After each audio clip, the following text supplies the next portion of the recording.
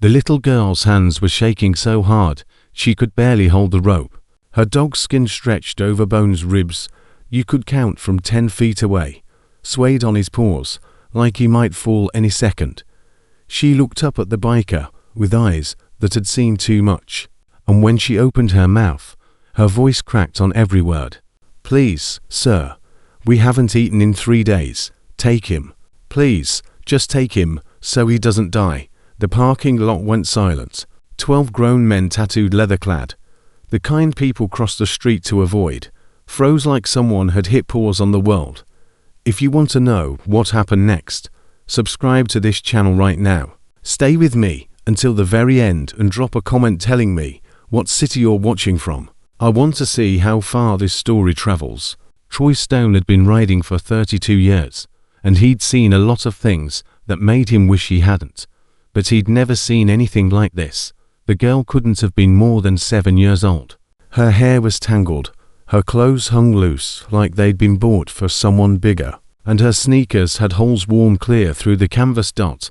She stood in the parking lot of Rosie's Diner, holding a frayed rope, and at the end of that rope was a golden retriever that looked more like a ghost than a dog.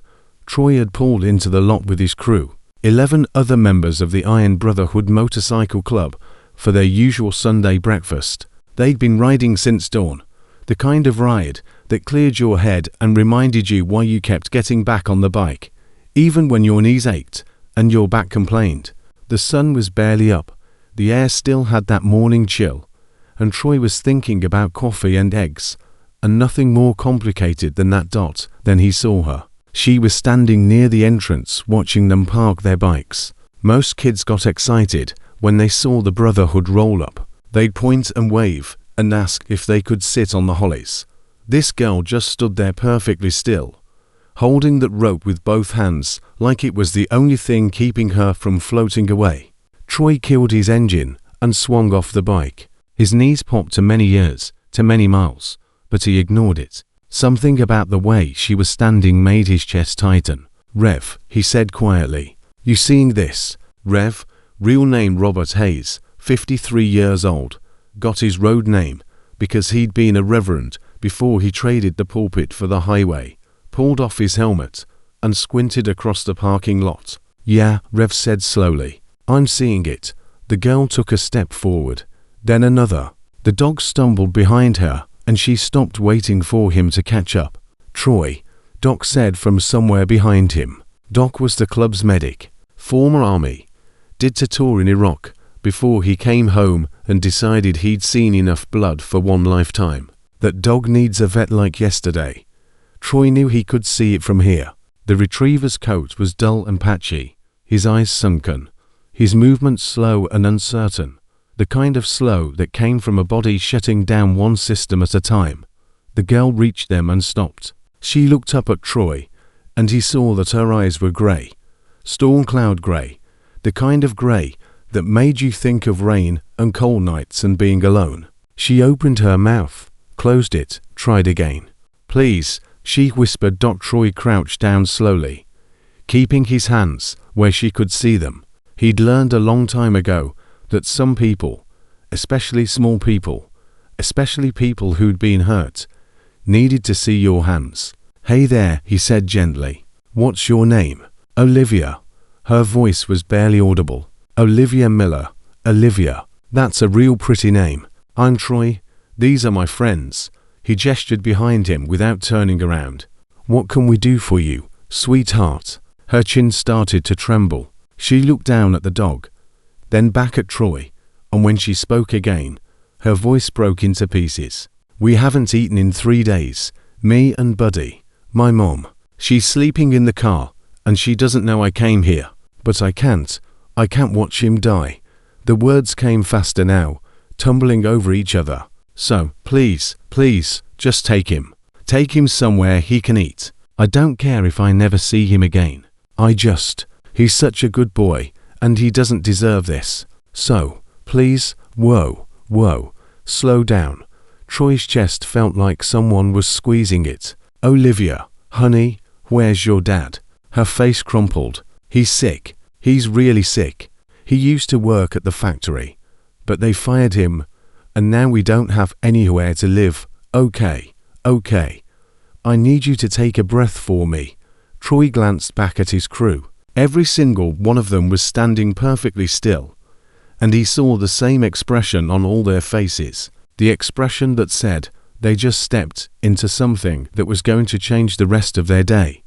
Maybe longer than that. Olivia was crying now, silent tears that ran down her cheeks and dripped off her chin. She wiped at them with the back of her hand, smearing dirt across her face. "I'm sorry," she choked out. "I'm sorry. I know I shouldn't be bothering you.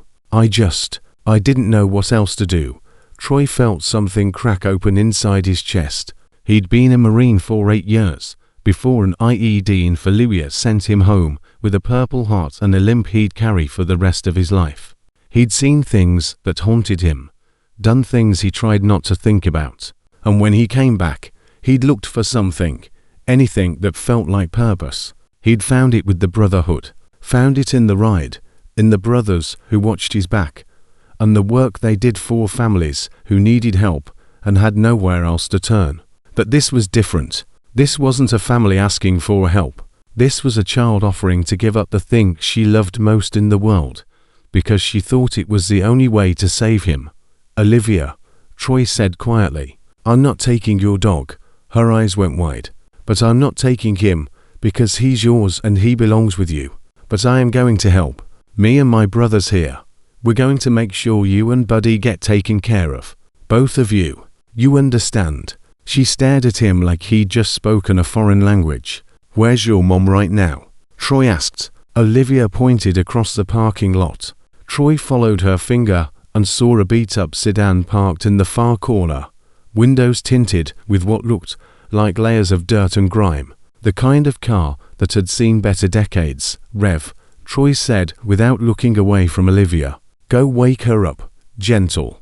Explain who we are. Doc, you take a look at the dog. Olivia, you come with me. We're going to get you and Buddy some food, and then we're going to figure this out." "But," Olivia started. "No buts. That's an order." Troy smiled, trying to take the edge off. "You came to the right people, sweetheart. We don't leave family behind. And right now, your family." Rev headed toward the sedan. Doc knelt down next to Buddy, running his hands gently over the dog's ribs, checking his gums, looking in his ears. The rest of the crew formed a loose circle, blocking the view from the street. Nobody said anything, but Troy knew what they were thinking. They were thinking the same thing he was. Somebody was going to pay for this.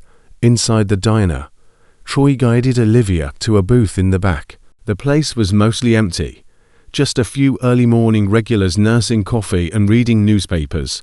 Rosie herself came over, a woman in her 60s with steel grey hair and eyes that didn't miss much. "Troy," she said. Then she looked at Olivia, and her expression shifted. "Oh, honey, Rosie, we need breakfast. A lot of it, and some plain chicken for the dog outside. Maybe some rice if you've got it. Consider it done." Rosie didn't ask questions. She'd been feeding the Brotherhood for 15 years, and she'd learned a long time ago that when they brought someone in, there was always a story. She disappeared into the kitchen. Troy slid into the booth across from Olivia. She sat with her hands in her lap, staring at the table. "Olivia," Troy said gently, "I need you to tell me what happened. All of it. Can you do that?" She nodded slowly. When she started talking, her voice was so quiet he had to lean forward to hear. "My dad used to work at Pritchard Manufacturing," she said. "He worked there for 12 years. He made parts for cars. He was really good at it. My mom said he was the best in his department." "What's your dad's name?" "Michael. Michael Miller." She twisted her hands together. 6 months ago, he started getting really tired, like he'd come home from work and just fall asleep on the couch. My mom kept telling him to go to the doctor, but he said we couldn't afford it. Our insurance wasn't very good. Troy felt his jaw tighten. He knew where this was going. Then one day, he collapsed. Olivia continued. "Right there on the factory floor. They called an ambulance and everything.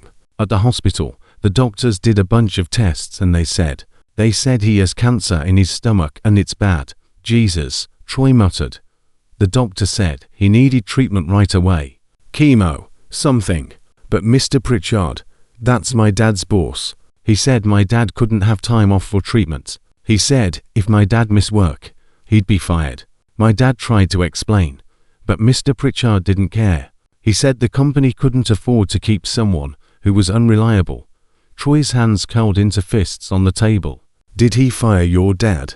He waited until my dad missed his first day of treatment. Then he fired him. And when he fired him, he said it was for ... She struggled with the word misconduct. So we couldn't get unemployment, and the insurance ended right away.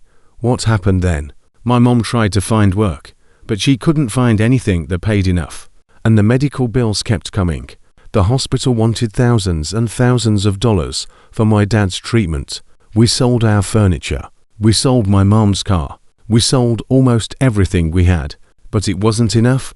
Rosie came back with a plate piled high with pancakes, eggs, bacon, and toast. She set it down in front of Olivia without a word and left just as quickly. Olivia stared at the food like she couldn't believe it was real.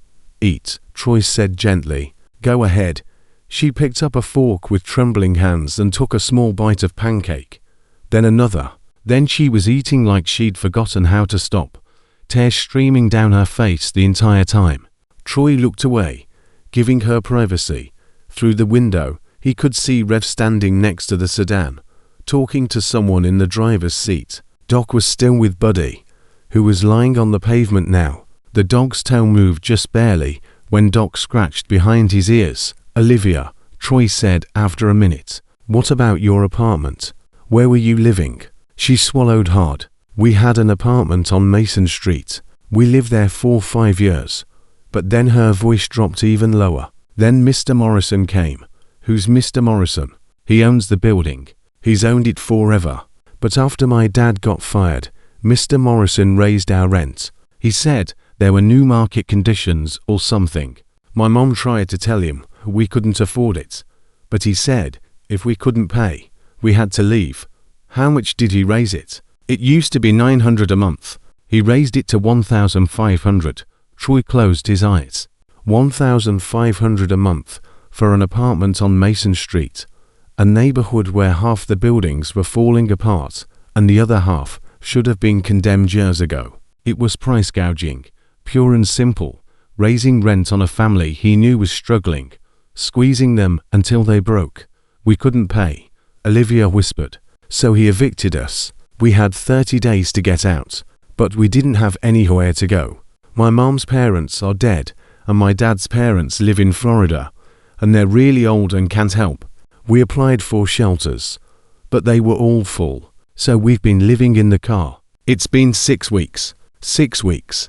This child had been living in a car for 6 weeks, watching her father die and her dog starve, because to men, Pritchard and Morrison, had decided that profit mattered more than people. Troy stood up. Finish your breakfast, he said.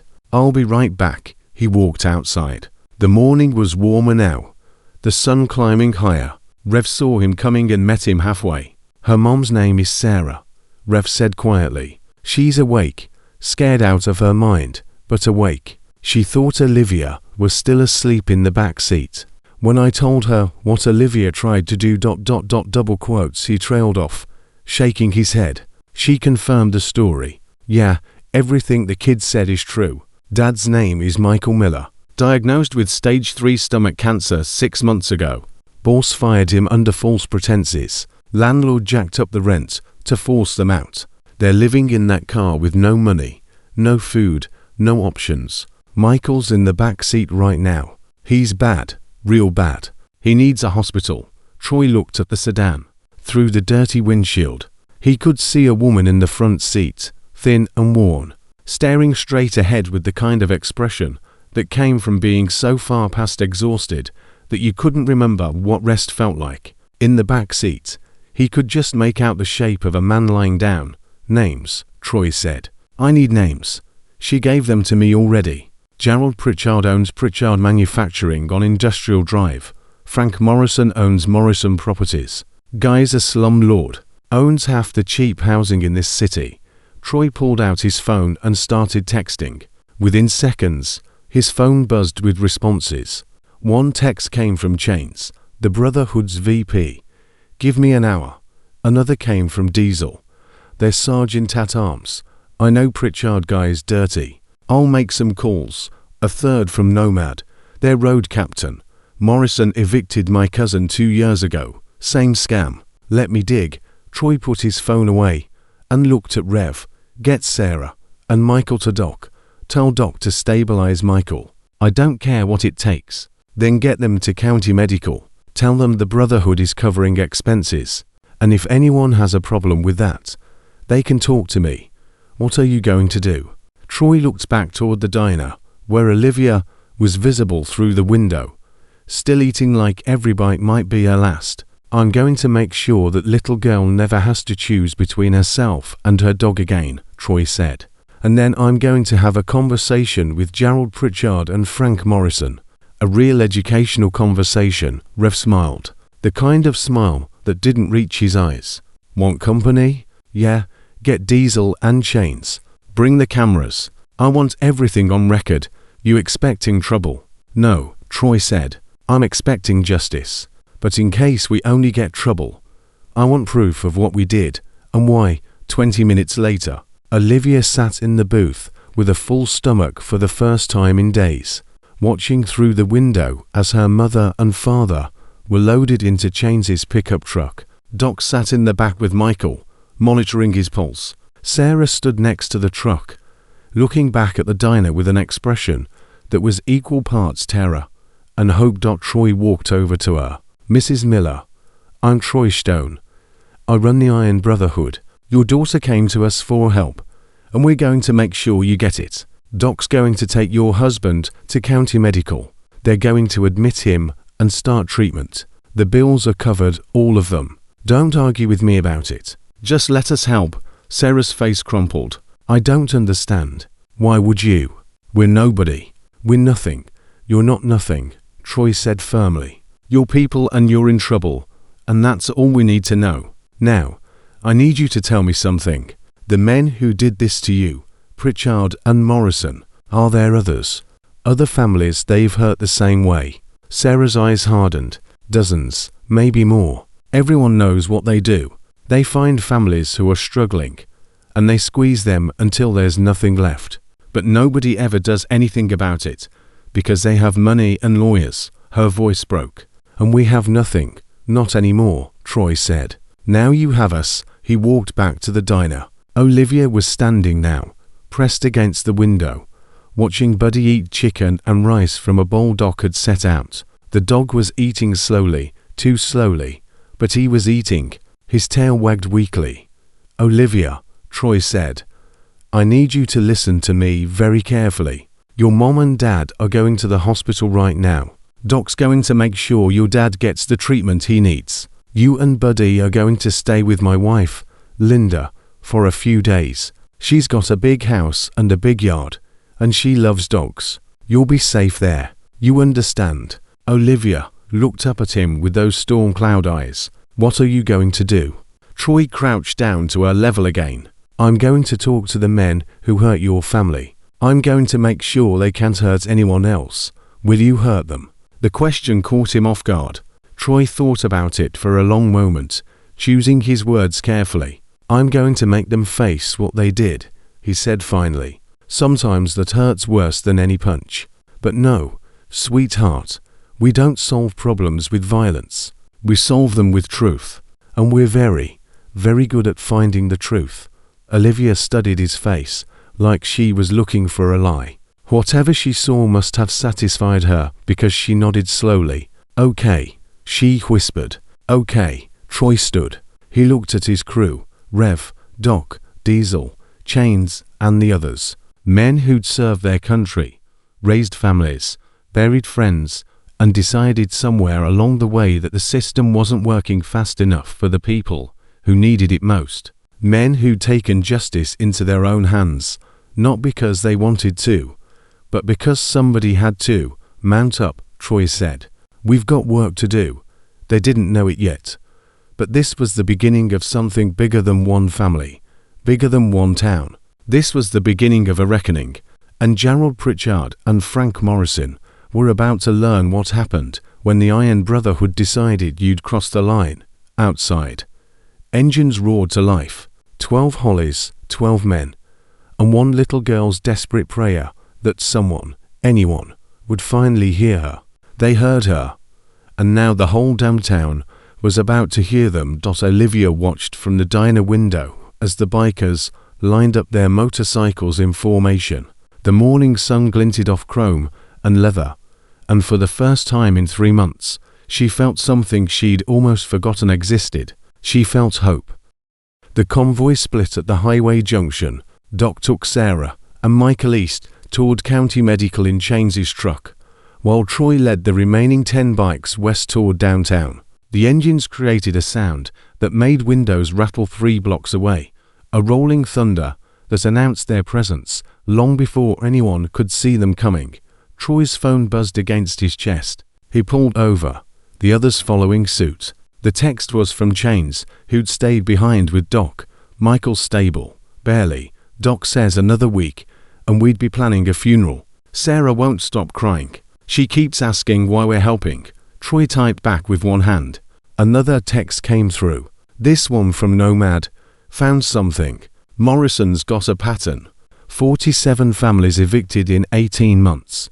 All rent hikes between 40 to 70%. All during personal crisis. I've got names, addresses, documentation." Troy showed the message to Rev, who was idling next to him. 47, Rev said quietly. "Jesus Christ. It's worse than that." Diesel called from 2 bikes over. He was holding his phone up. "I just got off with Tommy Reeves. Works security at Pritchard Manufacturing. Says Pritchard's been doing the same thing 4 years. Fires people right after they file for medical leave. Calls it performance-based termination. Tommy says there's at least 30 cases in the last 3 years alone." Troy felt the rage building in his chest, the kind that started cold and got colder the longer you held it. He'd learned in the Marines that the angriest men weren't the ones who yelled and threw punches. The angriest men were the ones who got quiet, who channeled everything into precision and purpose. "Reaper," Troy said, looking at a lean man with grey in his beard. "You still know that reporter at Channel 7, Jessica Vance?" "Yeah, we go back. Call her. Tell her the Brotherhood's got a story she's going to want to see. Tell her to have cameras ready outside Morrison Properties by noon. Don't give her details yet. Just tell her to be there." Reaper nodded and pulled out his phone. Troy looked at the rest of his crew. "Here's how this works. We split into 3 teams. Rev, you take Wrench and Spider. Go to Pritchard Manufacturing. Talk to the workers. Find out who else got fired under suspicious circumstances. Get names. Get dates. Get everything. Diesel, you take Gunner and Reaper. Go to Morrison's Properties. Talk to the tenants, especially the ones who got evicted. Same thing. Names, dates, documentation. I'm taking Tiny and Hammer to the county clerk's office. Morrison's a landlord, which means he's got to file paperwork. I want to see every eviction notice, every rent increase, every complaint filed against him. What are we looking for?" Wrench asked. "Proof," Troy said. "Enough proof that when we confront these bastards, there's no wiggle room, no lawyers, no excuses, no hiding behind legal grey areas. We're going to build a case so airtight that even a corrupt judge couldn't ignore it. And if they lawyer up anyway?" Tiny asked. Tiny was 6 feet 5 inches and 300 pounds, and his voice sounded like gravel in a blender. Troy smiled, and it wasn't a friendly expression. "Then we take it to the press, the community, and anyone else who will listen. We make so much noise that City Hall has no choice but to act. These men made their money in the shadows. Let's see how they do in the light." They scattered. Rev pulled up outside Pritchard Manufacturing 40 minutes later, Wrench and Spider flanking him. The factory was a sprawling complex of corrugated metal buildings surrounded by chain-link fence. The parking lot was half empty. Second shift didn't start until 2. A man in a security uniform stood near the gate, smoking a cigarette. Rev recognized him from Diesel's description. Tommy Reeves, mid-40s, former army, the kind of guy who took the security job because he needed the paycheck, but hated what the paycheck required him to ignore. Tommy, Rev said, pulling off his helmet. Tommy looked at the three bikers and didn't seem surprised. Diesel called me, said you'd be coming. We need to talk to people who worked with Michael Miller, people who saw what happened when Pritchard fired him. Tommy took a long drag on his cigarette. Most of them are scared. Pritchard's got a reputation. You speak up, you lose your job. You lose your job in this town. You lose everything. What if we guarantee their anonymity? Rev asked. How? We're building a case. We're going to take Pritchard down. But we need witnesses. People who will go on record about what he's done. If they're worried about retaliation, we can help. The Brotherhood's got lawyers, got resources. We protect our people. Tommy studied Rev's face for a long moment. Then he dropped his cigarette and crushed it under his boot. There's a woman named Carla Hughes. Worked in assembly for 15 years. She was there when Michael collapsed. She's the one who called 911. She tried to stand up for him when Pritchard fired him.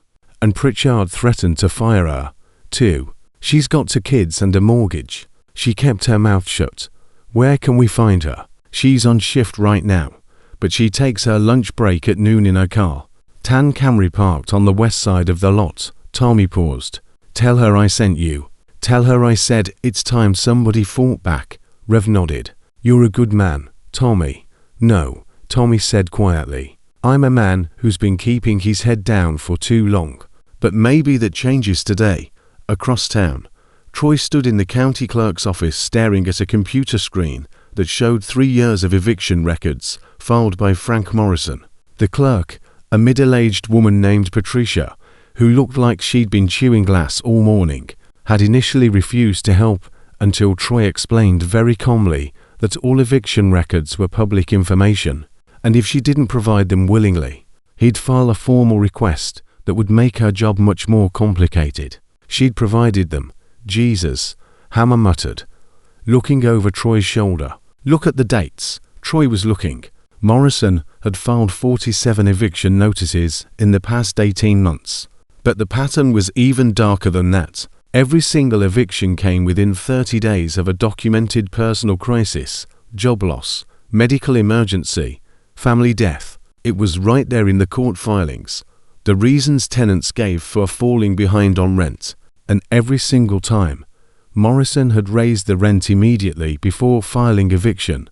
He's hunting them, Troy said slowly. He's specifically targeting families in crisis, because he knows they can't fight back. Tiny leaned in. Why would he do that? Wouldn't it make more sense to keep reliable tenants? Troy scrolled through more records. Look at what happens after the evictions. He re-rents the same apartments at twice the price to new tenants. He's using the crisis to justify the rent increase, forcing out the old tenants, then renting to people who can afford the new rate. He's gentrifying his own properties, one family at a time. Patricia cleared her throat. I shouldn't be telling you this, but Morrison's been under investigation before. 3 years ago, a group of tenants filed a complaint with the housing authority. Morrison buried it in legal motions until they ran out of money for lawyers. The case got dismissed. You have records of that case. I might have made copies before they were archived. She slid a manila folder across the desk.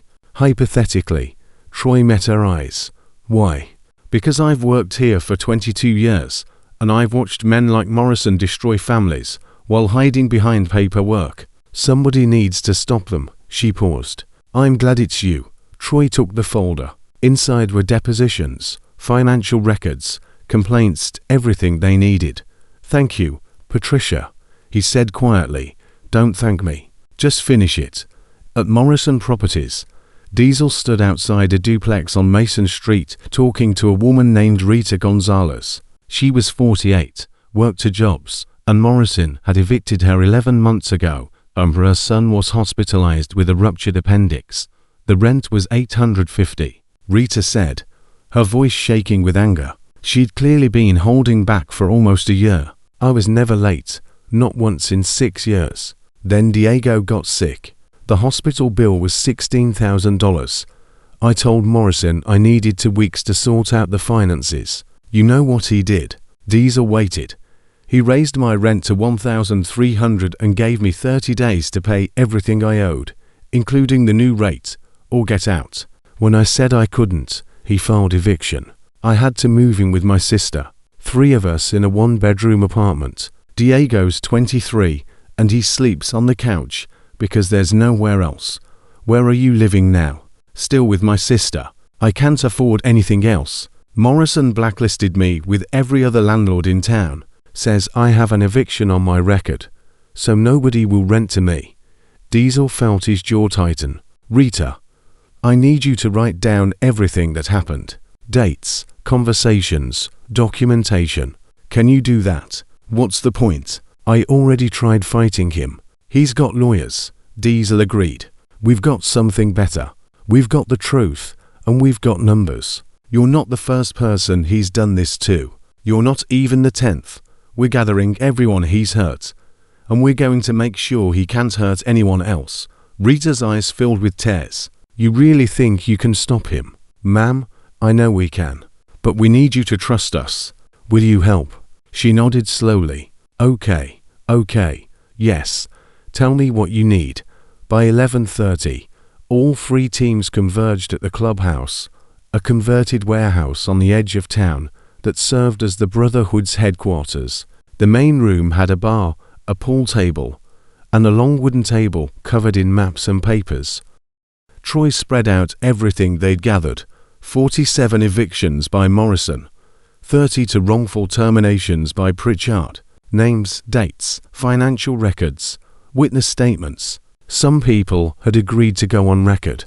Others were still too scared, but they'd provided documentation anonymously. It's enough, Rev said, studying the papers. It's more than enough. Troy's phone rang. He answered. Troy, it's Jessica Vance from Channel 7, Reaper said. You had something for me. What am I looking at? Corporate exploitation on a scale that's going to make City Hall very uncomfortable, Troy said. How fast can you get a camera crew to Morrison Properties? I'm already here. Reaper wasn't subtle. What's happening? You're about to watch the Iron Brotherhood hold 2 men accountable for destroying dozens of families. Bring your cameras. Bring your microphones. And Jessica, this is the kind of story that wins awards. Don't miss it. He hung up and looked at his crew. 12 bikes. We ride together. We park outside Morrison's office first. When we're done there, we go to Pritchard Manufacturing. Cameras will be rolling. Press will be watching.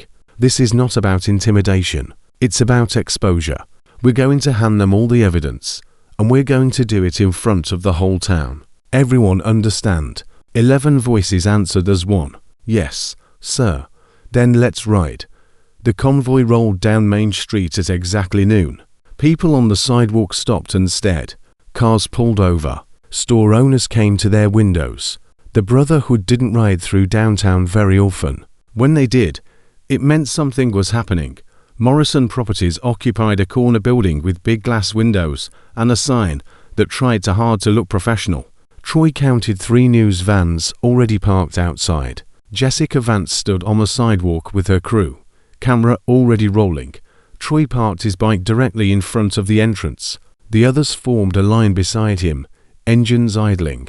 The sound was enormous, a physical presence that made the windows vibrate. Frank Morrison appeared at the door. He was 56, soft around the middle, wearing a suit that probably cost more than Rita Gonzalez made in a month. His face was red, his expression somewhere between confused and furious. You can't park here, he shouted over the engines. This is private property. I'm calling the police. Troy killed his engine.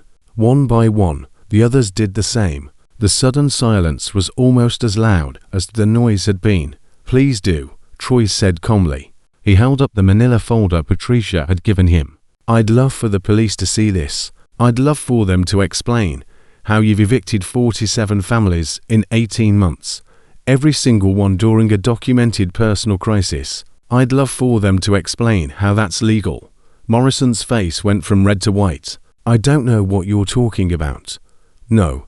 Troy opened the folder and pulled out a sheet of paper. Rita Gonzalez, evicted after her son required emergency surgery. Rent raised from $850 to $1,300. He pulled out another sheet. David Chen, evicted after he lost his job when the factory closed. Rent raised from $900 to $1,500.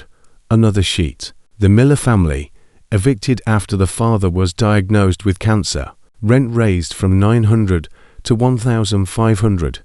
Jessica Vance was right there with her microphone. Mr. Morrison, do you have a response to these allegations? Morrison's mouth opened and closed. This is harassment. I run a legitimate business. You run a predatory operation, Troy said, his voice carrying across the street. You target families when they're most vulnerable. Raise their renter prices you know they can't afford. Then evict them so you can rent to someone else at an even higher price. And you've been doing it 4 years. A crowd was gathering now. Tenants from Morrison's properties, people from the neighborhood, local business owners. Someone shouted, "He did it to my brother, too." Another voice, "He evicted my mother." Morrison looked around wildly. You have no proof of anything. Your lawyers will have a hard time defending you when the evidence is public record, Troy interrupted. He turned to Jessica Vance. Everything I'm holding is available at the county clerk's office. Eviction notices, rent increases, complaints. It's all there. Anyone who wants to verify can do it themselves. Jessica's cameraman was getting all of it. Morrison backing toward his office door. The crowd getting larger. Troy standing calm and steady with the evidence in his hands. Mr. Morrison, Jessica called. Are you denying that you specifically target families in crisis? This is a smear campaign. These bikers are these bikers, Troy said quietly, and something in his voice made everyone stop talking. Standing up for people who can't stand up for themselves. We're doing what the system failed to do. We're holding you accountable. Morrison's lawyer arrived, a thin man in an expensive suit who looked like he'd been interrupted during lunch. He took one look at the cameras, the crowd, the folder in Troy's hands, and Troy saw the exact moment the lawyer realized his client was in serious trouble. My client has no further comment, the lawyer said quickly. Any questions should be directed to our office. That's fine, Troy said. Because we're not here to ask questions. We're here to make a statement. Frank Morrison has destroyed 47 families in this town. The evidence is public. The press has it. The people have it. And now the police are going to have it, too. As if on cue, two patrol cars pulled up. Officers stepped out looking confused about what they'd walked into. Troy handed the folder to the nearest officer. Everything you need is right here. Documented evidence of predatory rental practices, exploitation of families in crisis, and potential fraud. I'm filing a formal complaint on behalf of the Iron Brotherhood and the families Morrison has harmed. The officer took the folder, flipped through it, and his expression changed. He looked at Morrison. Sir, you're going to need to come down to the station. This is ridiculous, Morrison sputtered. I haven't done anything illegal. Then you won't mind answering some questions, the officer said. Jessica Vance pushed her microphone forward again. Mr. Morrison, how do you respond to accusations that you've intentionally targeted vulnerable families? Morrison shoved past her toward his car. The cameras followed him. The crowd followed him. And when he drove away, lawyer in the passenger seat, face pale with panic, a cheer went up from the people watching. Troy climbed back on his bike. One down, he said to Rev. One to go. The ride to Pritchard Manufacturing took 15 minutes. By the time they arrived, word had spread. 30 factory workers stood outside the gates, and Troy recognized Carla Hughes from Rev's description. Stocky, mid-40s, arms crossed, looking like she'd been waiting for this moment for 6 months. Gerald Pritchard's car was parked in the executive lot. Troy could see him through the office window, pacing back and forth with a phone pressed to his ear. The Brotherhood parked their bikes and waited. Jessica Vance's crew pulled up moments later, and this time there were 4 news vans instead of 3. The story was already spreading. Carla Hughes walked up to Troy. "You're the one who talked to Tommy Reeves?" "Yes, ma'am. I've got 17 people ready to go on record about what Pritchard's done. Wrongful terminations, medical discrimination, intimidation tactics. We've been documenting it for years. But nobody would listen." Troy smiled. "People are listening now." Pritchard emerged from the building, to security guards flanking him. He was younger than Morrison, early 40s, and he moved with the kind of confidence that came from never being challenged. That confidence faltered when he saw the cameras. "This is private property," Pritchard announced. "You're all trespassing. Security, clear them out." The security guards looked at the 12 bikers, the news cameras, the crowd of their own co-workers, and didn't move. "Come on," Pritchard snapped. "Do your jobs." One of the guards, not Tommy Reeves, but a younger man Troy didn't recognize, spoke up. "Mr. Pritchard, I think you should listen to what they have to say." Pritchard's face flushed. "You're fired." "No," Troy said, stepping forward. "He's not, because in about 5 minutes, you're not going to be in a position to fire anyone." He held up another folder. This one compiled by Rev and the workers who'd finally found the courage to speak. 32 wrongful terminations in 3 years. Every single one filed immediately after the employee requested medical leave or filed a workers' compensation claim. "You've been systematically purging your workforce of anyone who might cost you money in insurance or medical coverage." Pritchard's lawyer must have been on speed dial, because he appeared within minutes. But by then it was too late. The news cameras had everything. Carla Hughes was giving an interview about watching Michael Miller collapse and seeing Pritchard fire him anyway. Other workers were sharing their stories, cancers, injuries, illnesses, all met with termination and accusations of poor performance. "Mr. Pritchard," Jessica Vance called, "do you deny firing employees specifically to avoid paying medical benefits?" "I deny everything," Pritchard said, but his voice shook. "This is a coordinated attack by a criminal motorcycle gang." Troy laughed, a sound without humor. "Criminal," he said, turning to Jessica. "The Iron Brotherhood has been operating in the city for 23 years. We're registered as a non-profit organization.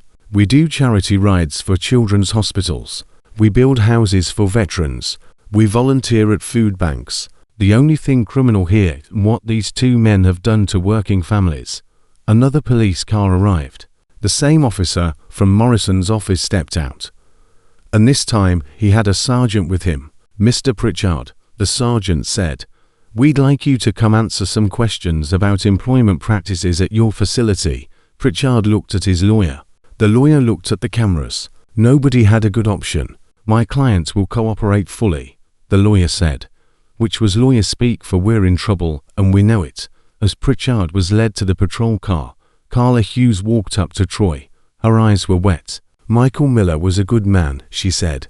"He didn't deserve what happened to him." "None of them did, I know," Troy said gently.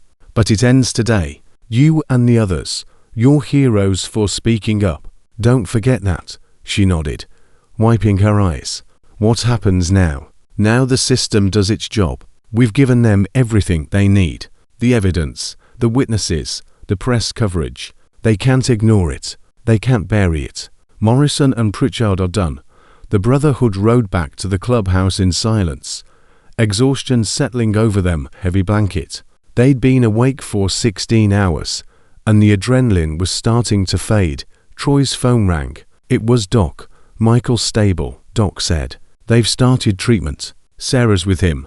His voice caught. "She wanted me to tell you that you gave them their lives back." Troy closed his eyes. "How's Olivia?" "Linda says she's asleep on the couch with Buddy. The dog's doing better. Ate a full meal. Vet says another few days of care and he'll be fine." "Good. That's good." When Troy hung up, Rev was watching him. "We did it," Rev said quietly. "We started it," Troy corrected. "Tomorrow we make sure it finishes." But even as he said it, Troy knew something had shifted. They'd pulled on a thread, and the whole fabric was starting to unravel. 47 families Morrison had evicted. 32 employees Pritchard had fired. Those were just the ones they'd found in one day. How many more were out there? How many other Morrisons and Pritchards were hiding in plain sight, destroying lives while the system looked the other way? Troy looked at his crew, tired, angry, determined, and realized that this wasn't over. This was just beginning, and the Iron Brotherhood had just declared war on every predator who thought they were too powerful to touch. Morning came fast and hard. Troy woke at 5:30 to his phone vibrating against the nightstand to 17 missed calls, 34 text messages, and 6 voicemails. He sat up, his back complaining about yesterday's ride, and started reading. The first text was from Jessica Vance. Story went national. CNN picked it up. You need to see this. The second was from Nomad. Morrison's lawyer called me. Wants to negotiate. Says his client is willing to settle. The third made Troy's blood run cold. It was from Tommy Reeves. Pritchard's threatening everyone who talked. Says he'll sue for defamation. Workers are scared. Troy called Rev before he'd even gotten out of bed. You see the messages? Rev answered, voice rough with sleep. Yeah, we've got problems. We've got bigger problems than that. Check the news. Troy turned on the television. Channel 7 was running the story on loop. Footage from yesterday. Interviews with the evicted families. Shots of Morrison being led away by police. But it was the scroll at the bottom of the screen that caught his attention. Breaking. Landlord Frank Morrison released on bail. Manufacturing executive Gerald Pritchard denies all wrongdoing. They're out, Troy said flatly.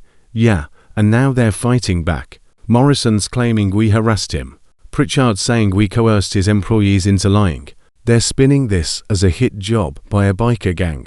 Troy felt the rage ignite again, colder than before. Where are you two? Clubhouse. Half the crew is already here. We need to talk. Give me 20 minutes.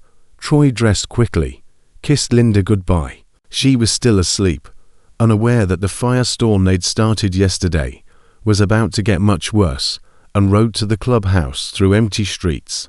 The sun was just starting to rise, painting everything gold and red, and for a moment, Troy let himself pretend that everything was simple, just him and the bike and the road. Then he pulled into the clubhouse lot and saw 11 motorcycles already parked, and reality crashed back down. Inside, the crew was gathered around the television. Someone had made coffee. Nobody was drinking it. They're trying to bury us, Diesel said without preamble. Morrison's got 3 lawyers working on a harassment case. Pritchard's threatening to sue anyone who spoke to the press.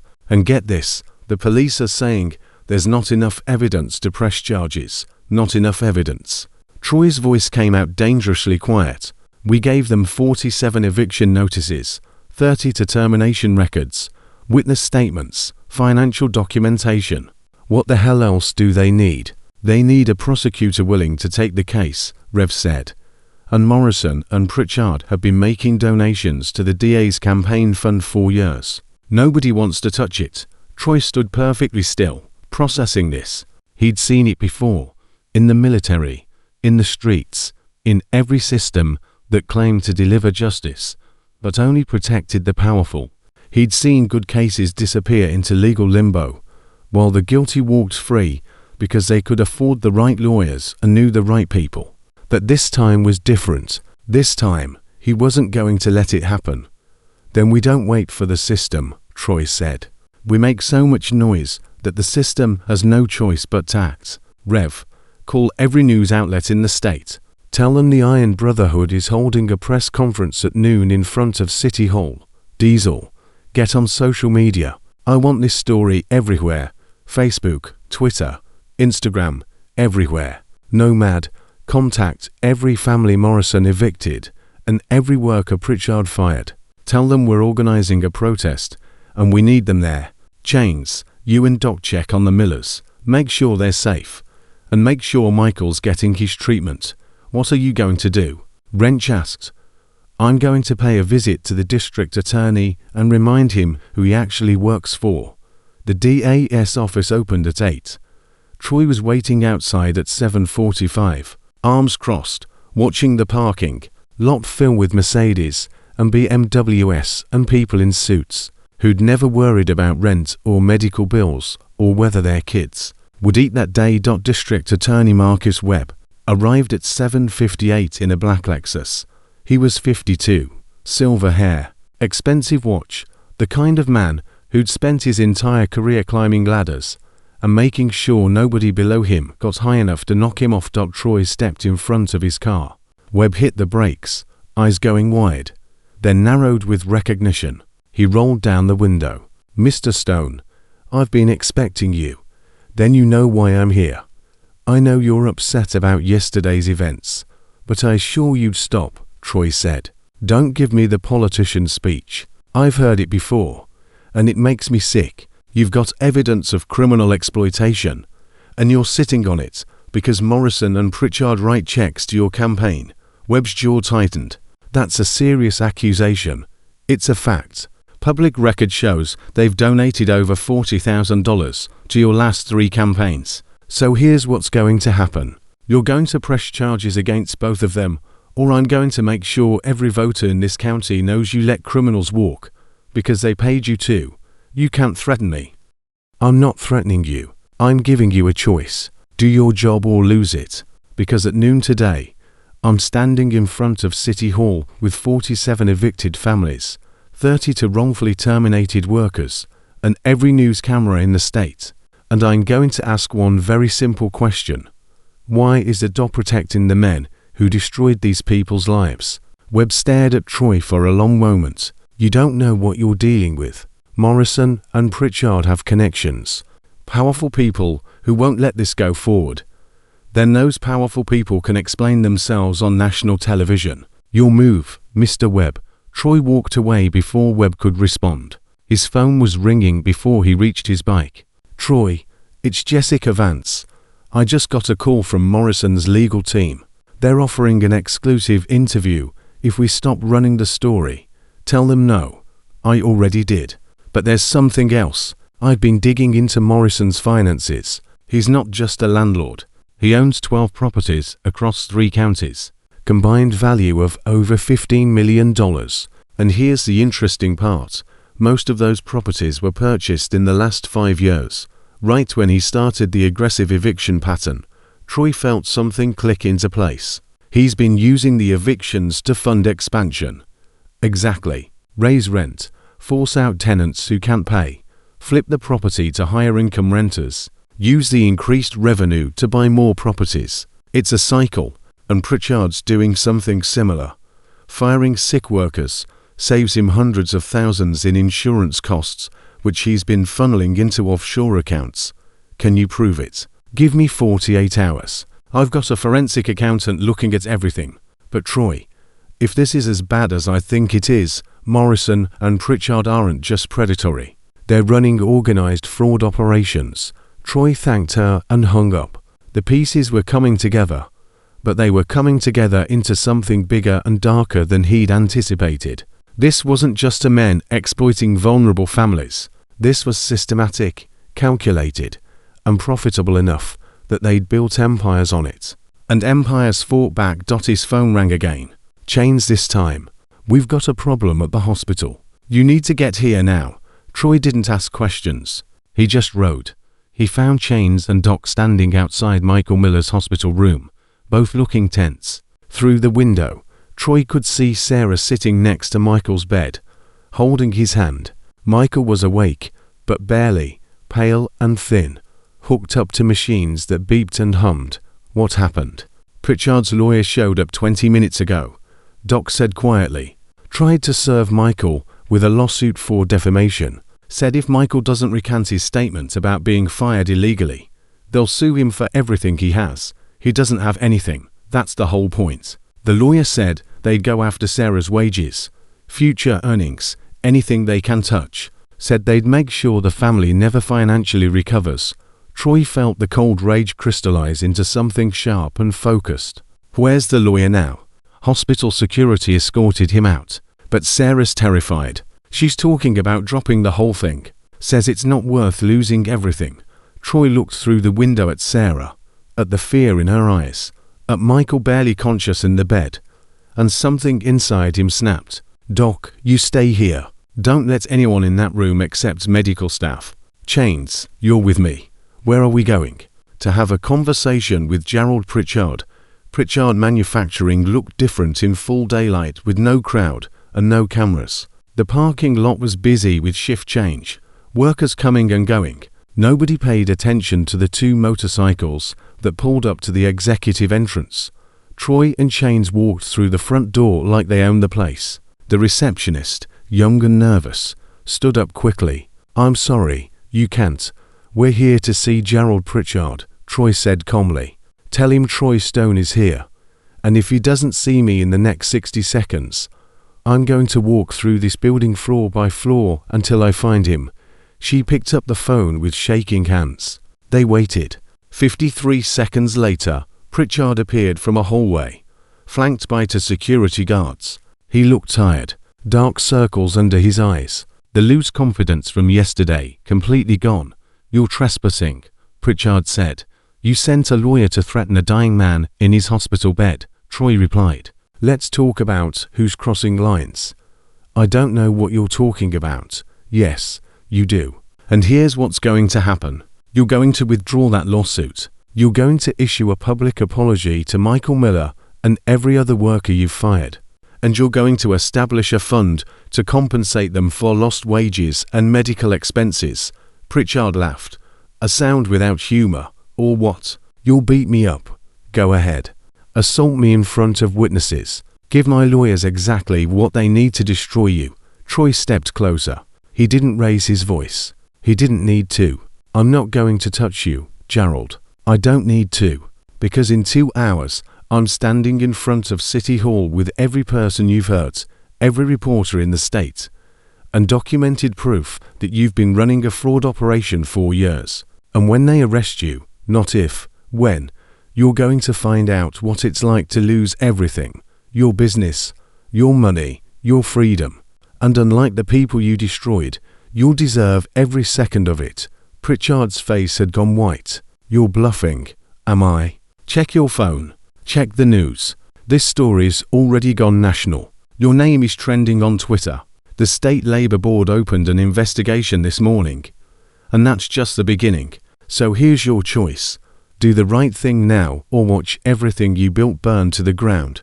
For a long moment, nobody moved. Then Pritchard's phone buzzed.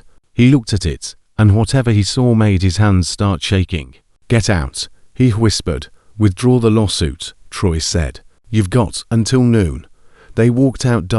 At 11:45, Troy stood on the steps of City Hall, looking at a crowd that had grown far beyond anything he'd anticipated. The 47 families Morrison had evicted were there. The 32 workers Pritchard had fired were there. But so were hundreds of others. People from the community, other victims, supporters who'd seen the news and decided they were done watching from the sidelines. The news cameras had multiplied too. Troy counted 11 different outlets, some local, some national. Jessica Vance was front and center with her crew, and she gave him a small nod. Rev stood next to Troy along with Diesel, Chains, Doc and the rest of the Brotherhood. Behind them, a banner someone had made overnight read "No family left behind." Troy's phone buzzed. A text from an unknown number. "Lawsuit withdrawn." Pritchard. He showed it to Rev, who smiled grimly. One down. At exactly noon, Troy stepped up to the microphone someone had set up. The crowd went quiet. "My name is Troy Stone," he said. "I'm a veteran, a mechanic, and a member of the Iron Brotherhood Motorcycle Club. 3 days ago, a 7-year-old girl, Olivia Miller, stood in a parking lot and begged me to take her dog because she thought watching him die was worse than losing him forever. That's what desperation looks like. That's what happens when the system fails people." He paused, letting that sink in. Olivia's father, Michael, worked for Gerald Pritchard for 12 years. He was diagnosed with cancer and fired the day he started treatment. Olivia's family paid rent to Frank Morrison for 5 years. When Michael lost his job, Morrison raised their rent by 60% and evicted them when they couldn't pay. Within weeks, they were living in a car, no food, no hope. A little girl choosing between herself and her dog. Someone in the crowd was crying. Troy kept going. We found out that Michael wasn't alone. Pritchard has fired at least 32 employees under similar circumstances. Morrison has evicted at least 47 families using the same tactics. These men have built their wealth by destroying people at their most vulnerable, and the system looked the other way. Why? Someone shouted from the crowd. Because Morrison and Pritchard have money and connections. Because they donate to campaigns and hire expensive lawyers. Because the system protects the powerful and forgets everyone else. But we're not forgetting. We're right here, and we're not going anywhere until justice is served. The crowd erupted in applause. Troy waited for it to die down. Today, Gerald Pritchard withdrew his lawsuit against Michael Miller. That's a start, but it's not enough. We want full investigations. We want criminal charges. We want compensation for every family destroyed, every worker fired, every life ruined. And if the district attorney won't do his job, then we'll make sure the voters know exactly who he's protecting. Marcus Webb was somewhere in that crowd. Troy had spotted him earlier, standing near the back with a face like carved stone. Their eyes met across the distance, and Troy saw the moment Webb made his decision. We want accountability, Troy continued. We want justice, and we want the powerful to know that they can't keep hurting people without consequences. Because if the system won't protect the vulnerable, then we will. More applause, more cheers. Carla Hughes stepped up to the microphone and told her story. Rita Gonzalez told hers. One by one, the victims spoke, short testimonies, raw and honest, that painted a picture of systematic cruelty that had gone unchecked for years. By the time the last person spoke, it was 2:00 in the afternoon, and the crowd had grown to over 500 people. News helicopters circled overhead. Traffic had stopped on the street. Troy's phone rang. It was Webb. You win, the dial said without preamble. I'm filing charges. Morrison and Pritchard both. Fraud, exploitation, racketeering if I can make it stick. But Stone, you need to understand something. These men have resources. This is going to be a long fight. We've got time, Troy said.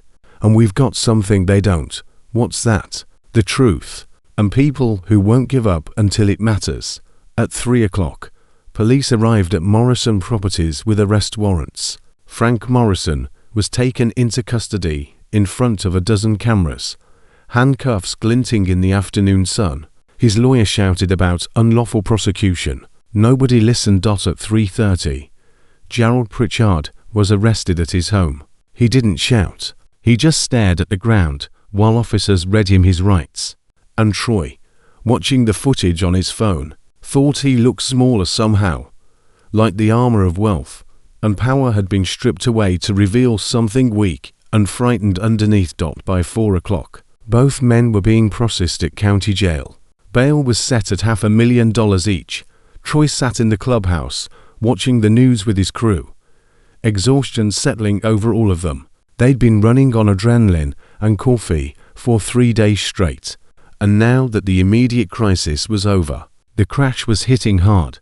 We did it, Wrench said quietly. We started it, Troy corrected, echoing what he'd said 2 days ago. The trial is going to take months, maybe longer, and we need to be there for every family affected. This isn't over.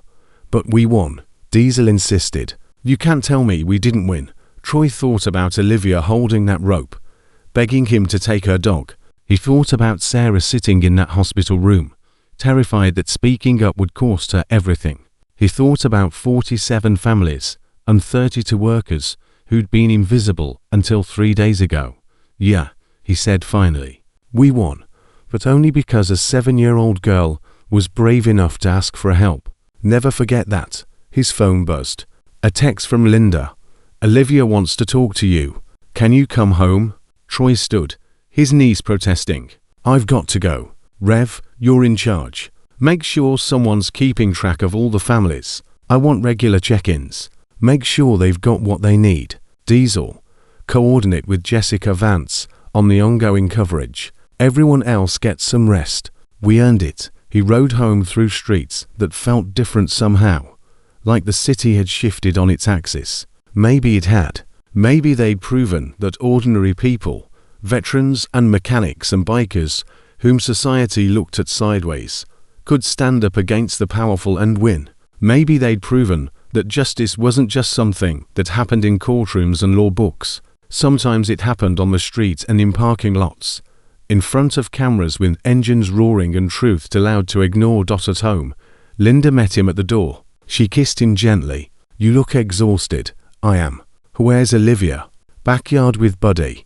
Troy walked through the house to the back door. Through the window, he could see Olivia sitting in the grass with Buddy sprawled across her lap.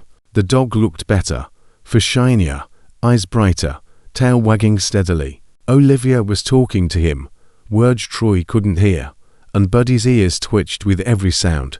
Troy stepped outside. Olivia looked up and smiled a real smile, the first he'd seen from her. "Hi, Mr. Troy." "Hi, sweetheart. Your mom called. Said your dad's doing better. The doctor said the treatment's working.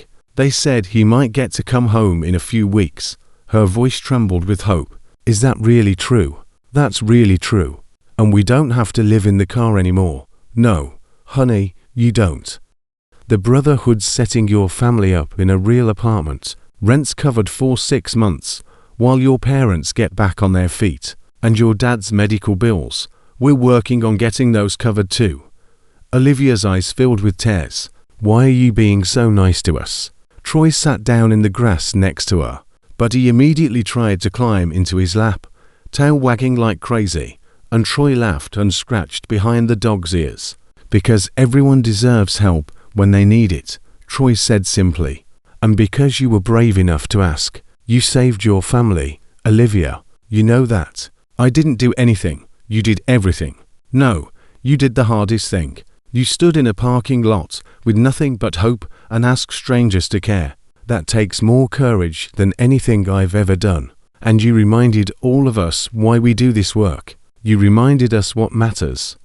She was crying now, silent tears that soaked into Buddy's fur when she pressed her face against him. Troy put his arm around her shoulders and let her cry, because sometimes that's all you could do. Sometimes tears were the only way to process everything, the fear, the relief, the impossible weight of carrying too much for too long. After a while, she looked up at him with those storm cloud eyes. And this time they didn't look quite so grey. This time there was light in them. "Thank you," she whispered, "for not taking Buddy, for helping my dad, for everything. You don't have to thank me, sweetheart. Just promise me something." "What?" "Promise me you'll remember this. Remember that when things are bad, really bad, there are still good people in the world. And promise me that when you grow up, you'll be one of those good people for someone else who needs help." Olivia nodded solemnly. "I promise." Troy smiled and stood up, his back reminding him that he was 54 years old and had been on a motorcycle for 3 days straight. Linda appeared with lemonade and cookies, and they sat in the backyard as the sun started to sink toward the horizon, painting everything gold and orange and impossibly beautiful inside. Troy's phone kept buzzing with messages, updates from the crew, interview requests from journalists, thank you texts from families. He ignored all of it. Right now this moment was what mattered. This little girl who'd almost lost everything, sitting safe in the grass with her dog, learning that the world could be cruel, but it could also be kind, learning that sometimes angels wore leather and rode motorcycles and showed up exactly when you needed them most. Tomorrow would bring new challenges, the trial, the media circus, the long process of rebuilding lives that had been torn apart. But tonight they'd won. Tonight justice had roared loud enough to be heard, and that was enough. 2 months felt like 2 years, and 2 minutes all at once. Troy stood in County Medical's parking lot on a Tuesday morning in late September, watching Michael Miller walk out of the hospital on his own 2 feet, and something in his chest loosened that had been tight since the day he'd met Olivia. Michael was thin, the kind of thin that came from months of poison pumped into your veins to kill the poison already inside you. But he was standing. Sarah held his arm, not because he needed the support, but because she couldn't seem to stop touching him, like she had to keep confirming he was real and solid and still here. Olivia ran ahead with Buddy, the dog healthy now, golden for shining in the morning sun, and when she turned back to look at her parents, her face held something Troy hadn't seen that first day in the parking lot. Joy. Pure, uncomplicated joy. The doctor said the cancer's in remission, Sarah said when they reached Troy. Her voice still carried disbelief, like she was afraid if she said it aloud, the universe would take it back. They said it could come back, but right now he's okay. Michael extended his hand and Troy shook it carefully, aware of how fragile the man still was. I don't know how to thank you, Michael said quietly. The treatment, the apartment, the job. You don't thank me, Troy interrupted gently. You live, you watch your daughter grow up, you be there for your wife. That's all the thanks anyone needs. Sarah was crying again, but these were different tears than the ones Troy had seen 2 months ago. These were the kind that came from relief so profound it had nowhere else to go. The apartment's ready, Troy continued. Fully furnished, first 6 months rent paid, utilities covered. Rev's got the keys. And Sarah, we meant what we said about the job. Garage needs a bookkeeper.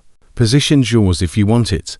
I want it, Sarah said immediately. I start Monday. Good. Michael, you focus on getting your strength back. When you're ready, we'll talk about getting you back to work somewhere that actually values you. But no rush. Take your time. They talked for a few more minutes, making plans and exchanging phone numbers, and then the Millers left, packed into Chainsey's truck, heading toward their new apartment on the east side of town. It wasn't fancy, but it was clean and safe and theirs, and that was everything. Troy watched them go, then climbed on his bike and headed to the clubhouse. There was work to do. There was always work to do. The trial had been set for November, still 6 weeks away, but the legal machinery was already grinding forward. Morrison and Pritchard had both posted bail within 24 hours of their arrests, which meant they were out walking around, free to lawyer up and mount their defense. Their strategy was becoming clear: deny everything, attack the credibility of the witnesses, and drag the case out until people got tired and moved on. But people weren't moving on. If anything, the story had grown bigger. The national coverage had brought attention from advocacy groups, legal aid organizations, and investigative journalists who'd started digging into Morrison and Pritchard's financial records. What they'd found made the original 47 evictions and 32 firings look like just the tip of something much darker. Jessica Vance had been right about the offshore accounts. Pritchard had been hiding money in the Cayman Islands for years. Profits skimmed from insurance savings every time he fired a sick worker. The State Labor Board had opened a federal investigation, and the IRS had gotten involved too. Tax evasion charges were likely coming on top of everything else. Morrison's situation was even worse. His aggressive eviction pattern wasn't limited to this city. He owned properties in 3 counties, and investigators had found evidence of similar exploitation across all of them. Over 200 families affected, millions of dollars in ill-gotten rent increases. And here's the kicker: Morrison had been using shell companies to hide his ownership, which meant he'd been evading property taxes for years while simultaneously squeezing tenants for every penny they had. The Brotherhood's clubhouse had become an unofficial headquarters for coordinating the response. Families came through daily, some needing help with legal paperwork, others looking for resources, many just wanting to thank the crew or share their stories. Rev had started keeping a log, documenting everything, building a database that would be crucial for the trial. Troy walked into the clubhouse and found chaos. Not bad chaos, productive chaos. Diesel was on the phone with another news outlet. Wrench was helping a family fill out housing assistance forms. Doc was reviewing medical records for workers who'd been fired by Pritchard. Nomad was organizing a food drive for families still struggling to get back on their feet. Troy, Rev called from across the room. We've got a situation. Troy's shoulders tensed. What kind of situation? The good kind, I think. Come look at this. Rev's laptop showed a GoFundMe page that had been started by someone in the community to help the affected families. The goal had been $50,000. The current total was approaching $300,000. Jesus, Troy muttered. It gets better. 3 different law firms have offered to represent the families pro bono. A housing non-profit contacted us about helping relocate people who are still homeless. And this morning, the mayor's office called. What did they want? They want to meet with us officially. They're calling it a community dialogue about predatory business practices and housing reform. Troy sat down slowly. They're covering their asses. Of course they are. But they're also acknowledging the problem, which means we've got leverage. We can push for actual policy changes, rent control, tenant protections, medical leave laws that actually have teeth. It was more than Troy had dared hope for. They'd started this trying to help one family, and somehow it had snowballed into something that might actually change the system itself. When's the meeting? Troy asked. Thursday afternoon. You, me and Diesel are invited.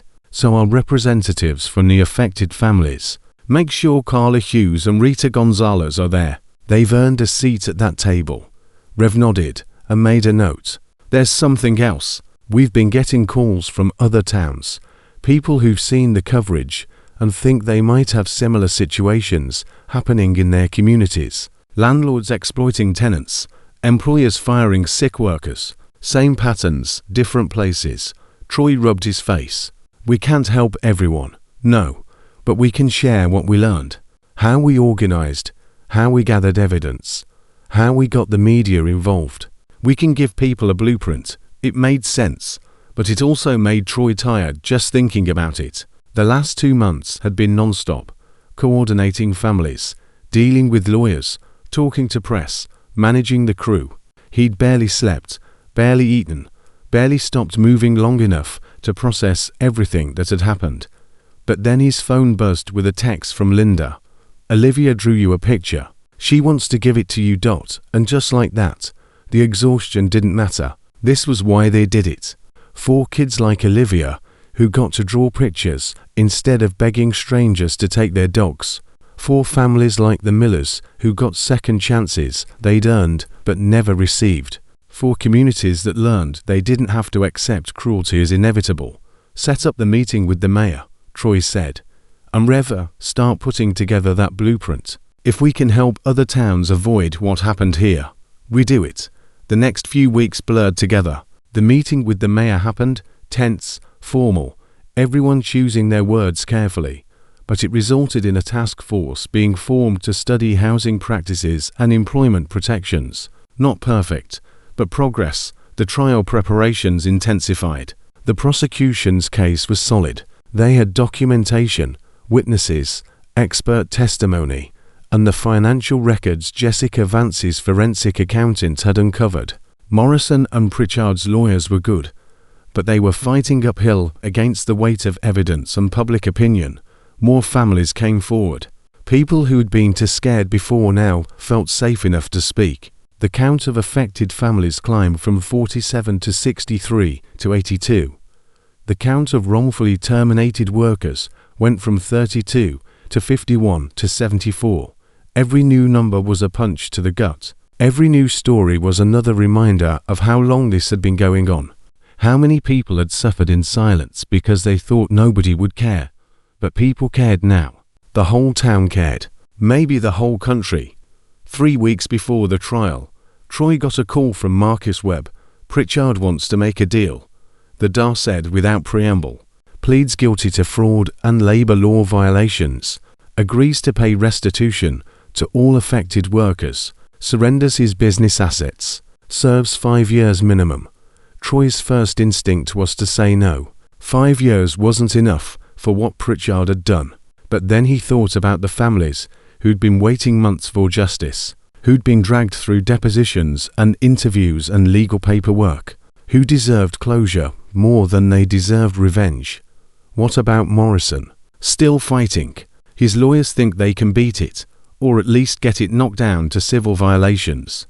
But if Pritchard takes the deal, it puts more pressure on Morrison, shows the jury that even Pritchard's own lawyers knew he was guilty.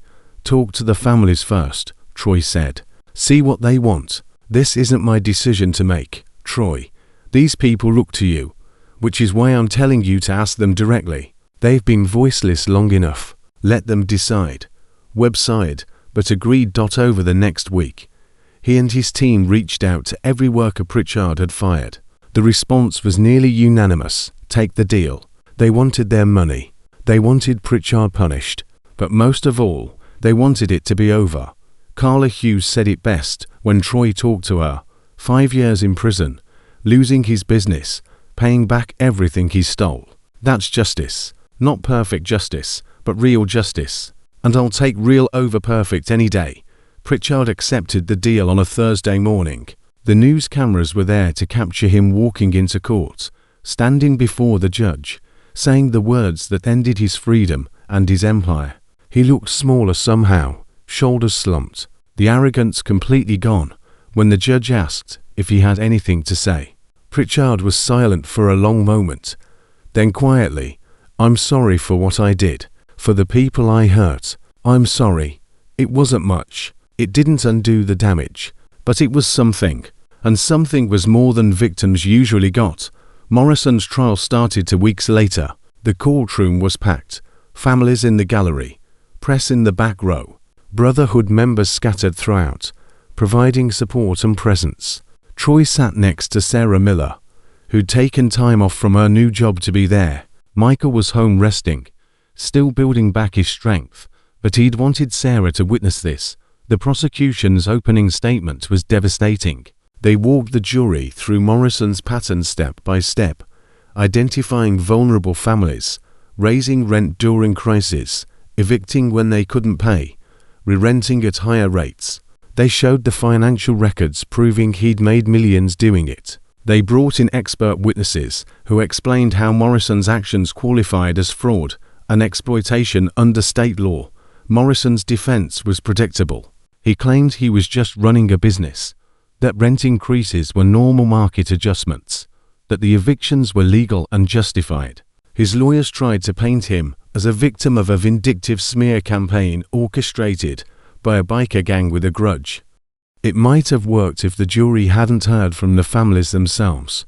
Rita Gonzalez took the stand on day 3 and told her story. 6 years of on-time rent payments, 1 medical emergency, and suddenly she was homeless. She cried when she described sleeping on her sister's couch while her adult son slept nearby.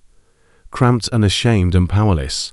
The jury listened with expressions that went from neutral to sympathetic to outright angry. Another tenant testified about being evicted 2 weeks after her husband died, leaving her a widow with 3 kids and nowhere to go. Another talked about losing his job and having his rent doubled within the same month. Another described Morrison's property manager threatening her when she asked for time to catch up on payments. Story after story, family after family. The same pattern repeated over and over, until it was impossible to deny what Morrison had been doing.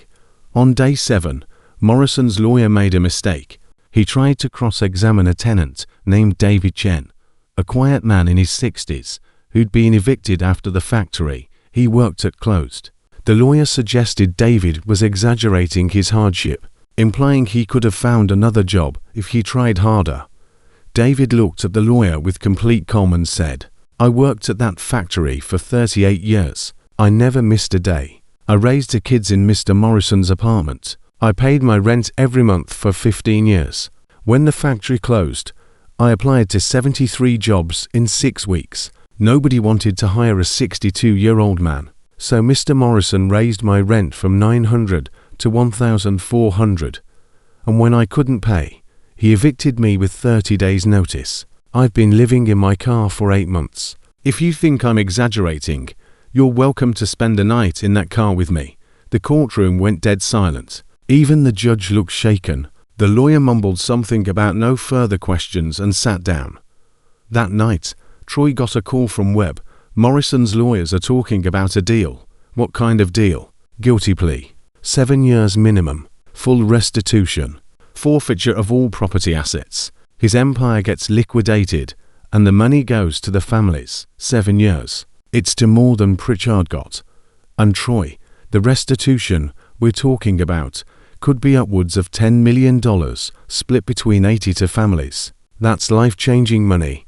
Troy thought about Rita sleeping on her sister's couch, about David living in his car, about the Millers crammed into that sedan with no food and no hope, about Olivia standing in a parking lot offering to give up everything she loved. Talk to the families, Troy said again. Let them decide.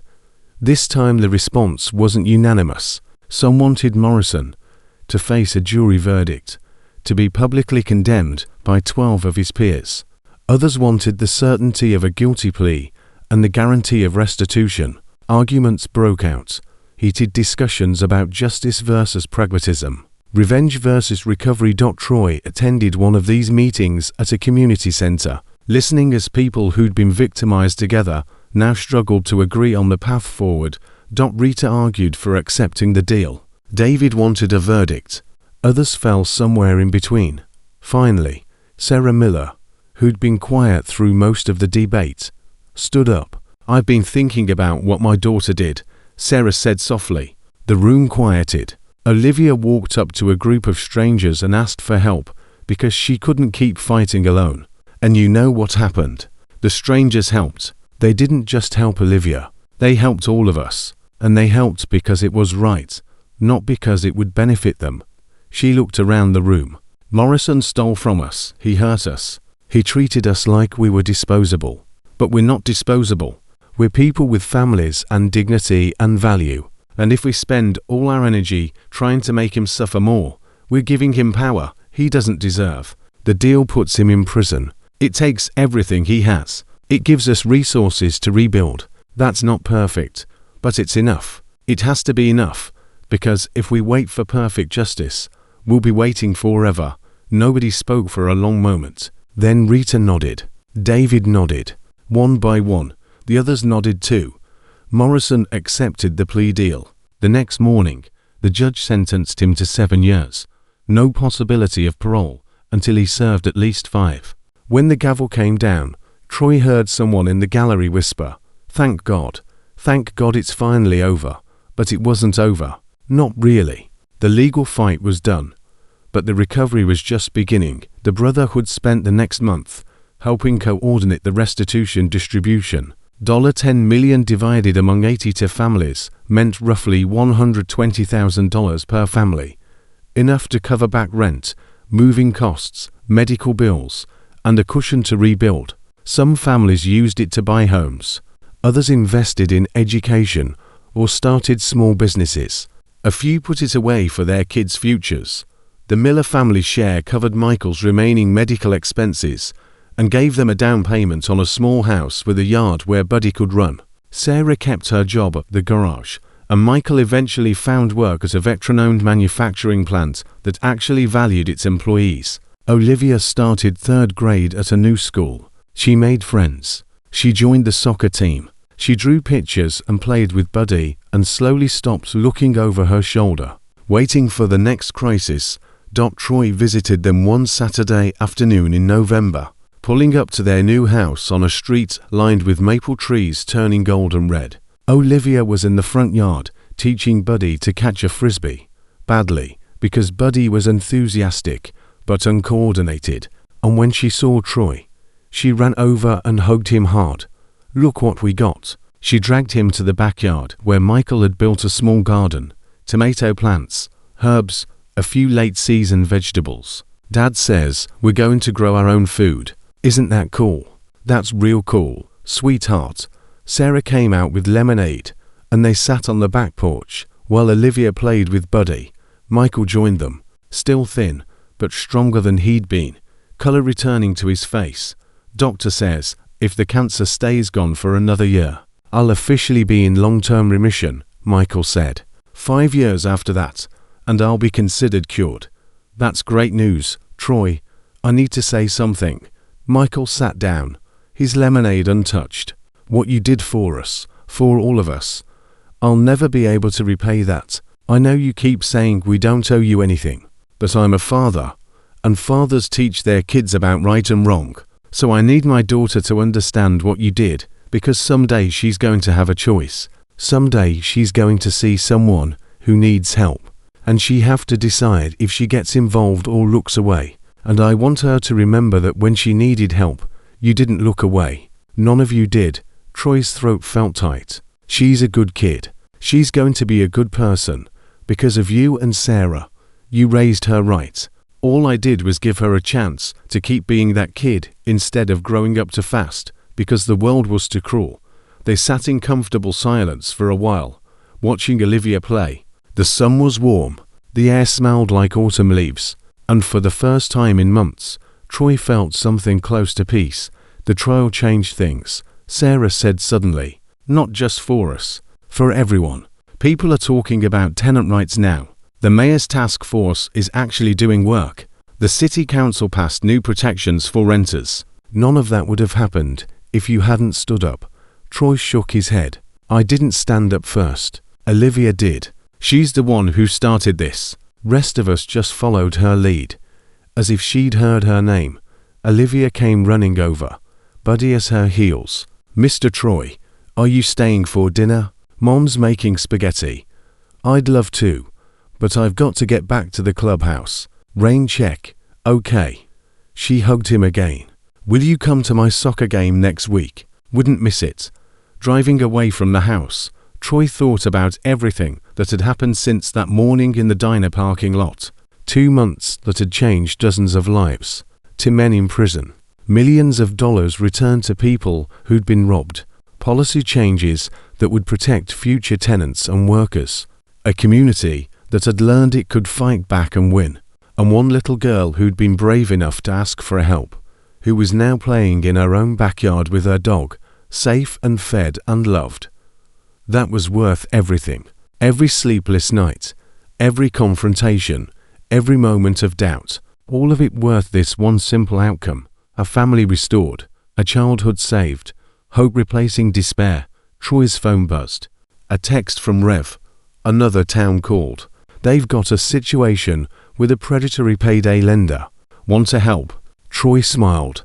The work never stopped. People needed help, and the Brotherhood would be there. He typed back, send me the details. Justice didn't end with one trial. It wasn't something you achieved once and then walked away from. Justice was ongoing work, daily decisions. People choosing again and again to stand up for what was right, even when it was hard.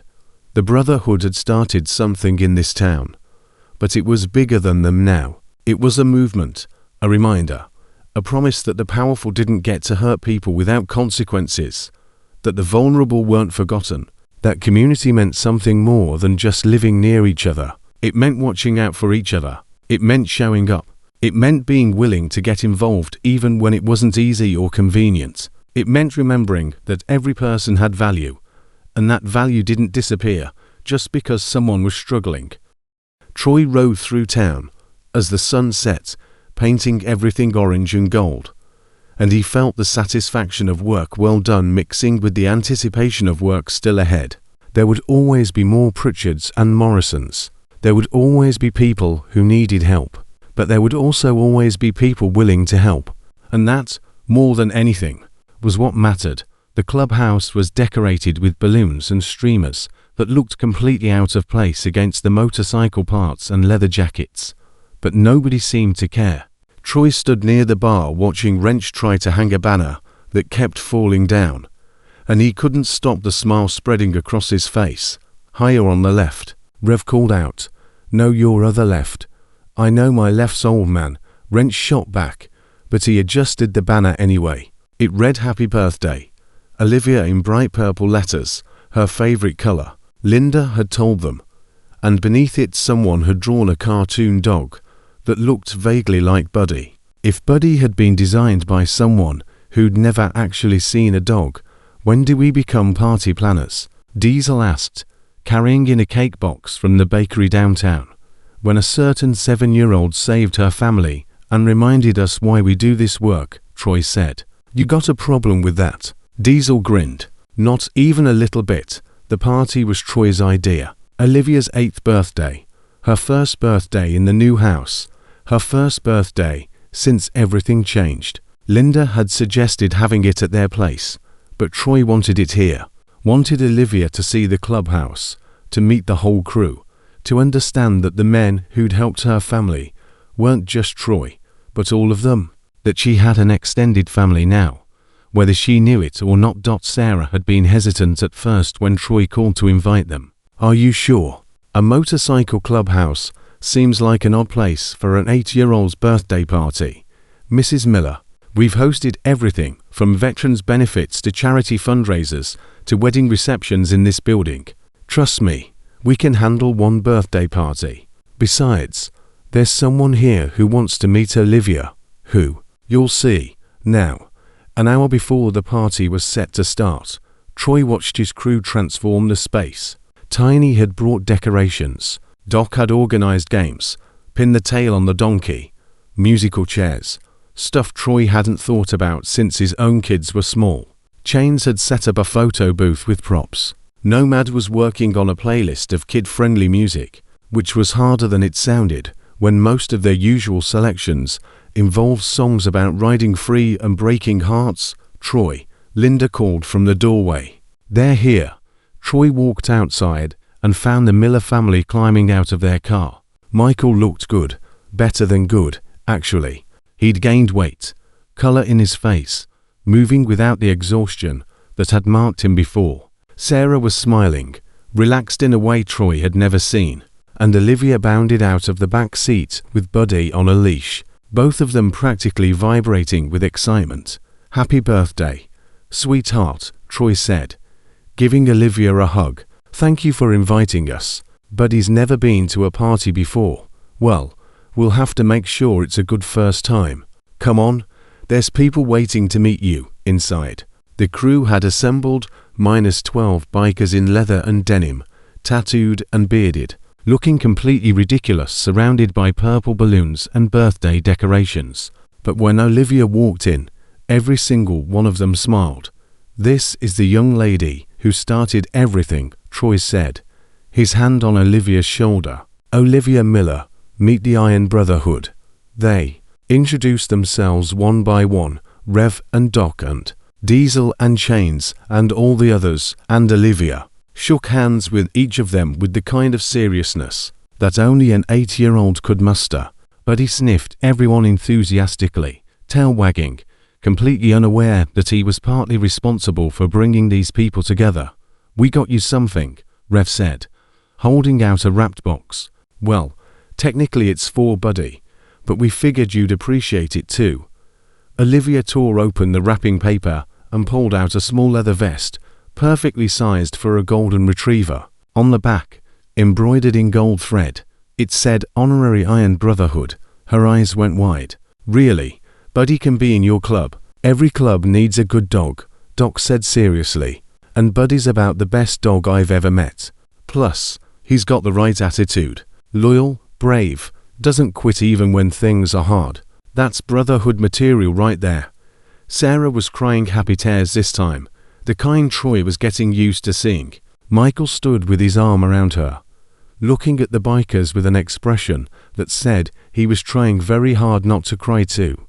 They put the vest on Buddy, who immediately tried to eat it, then decided he liked it, and pranced around showing it off to everyone. Olivia laughed, pure, uncomplicated laughter that filled the whole space, and Troy felt something settle in his chest that had been restless for months. This was why they did it. The party kicked into full gear. Kids from Olivia's new school showed up. Sarah had invited her classmates, and their parents had been curious enough about the infamous Iron Brotherhood to actually bring them. There was an awkward moment when the parents first arrived, clearly uncertain about letting their children into a biker clubhouse. But Linda handled it with her usual grace. "Welcome. The cake's over there. Games are set up in the back. And if you have any questions, just ask. We're all just regular people who happen to ride motorcycles." One mother looked at the men gathered around the punch bowl and whispered something to her husband. Troy caught the words dangerous and inappropriate. Before he could respond, Olivia appeared at the woman's elbow. "They saved my life," she said simply. "My dad was dying, and we didn't have anywhere to live, and Mr. Troy and his friends helped us. They're heroes." The woman's expression shifted. "Oh, why? I didn't realize. Most people don't, Sarah said, coming up behind Olivia. They see the motorcycles and the leather, and they make assumptions. But these men are the reason my family's still together. They're the reason my husband's alive. So I'd appreciate it if you gave them a chance. After that, the atmosphere loosened.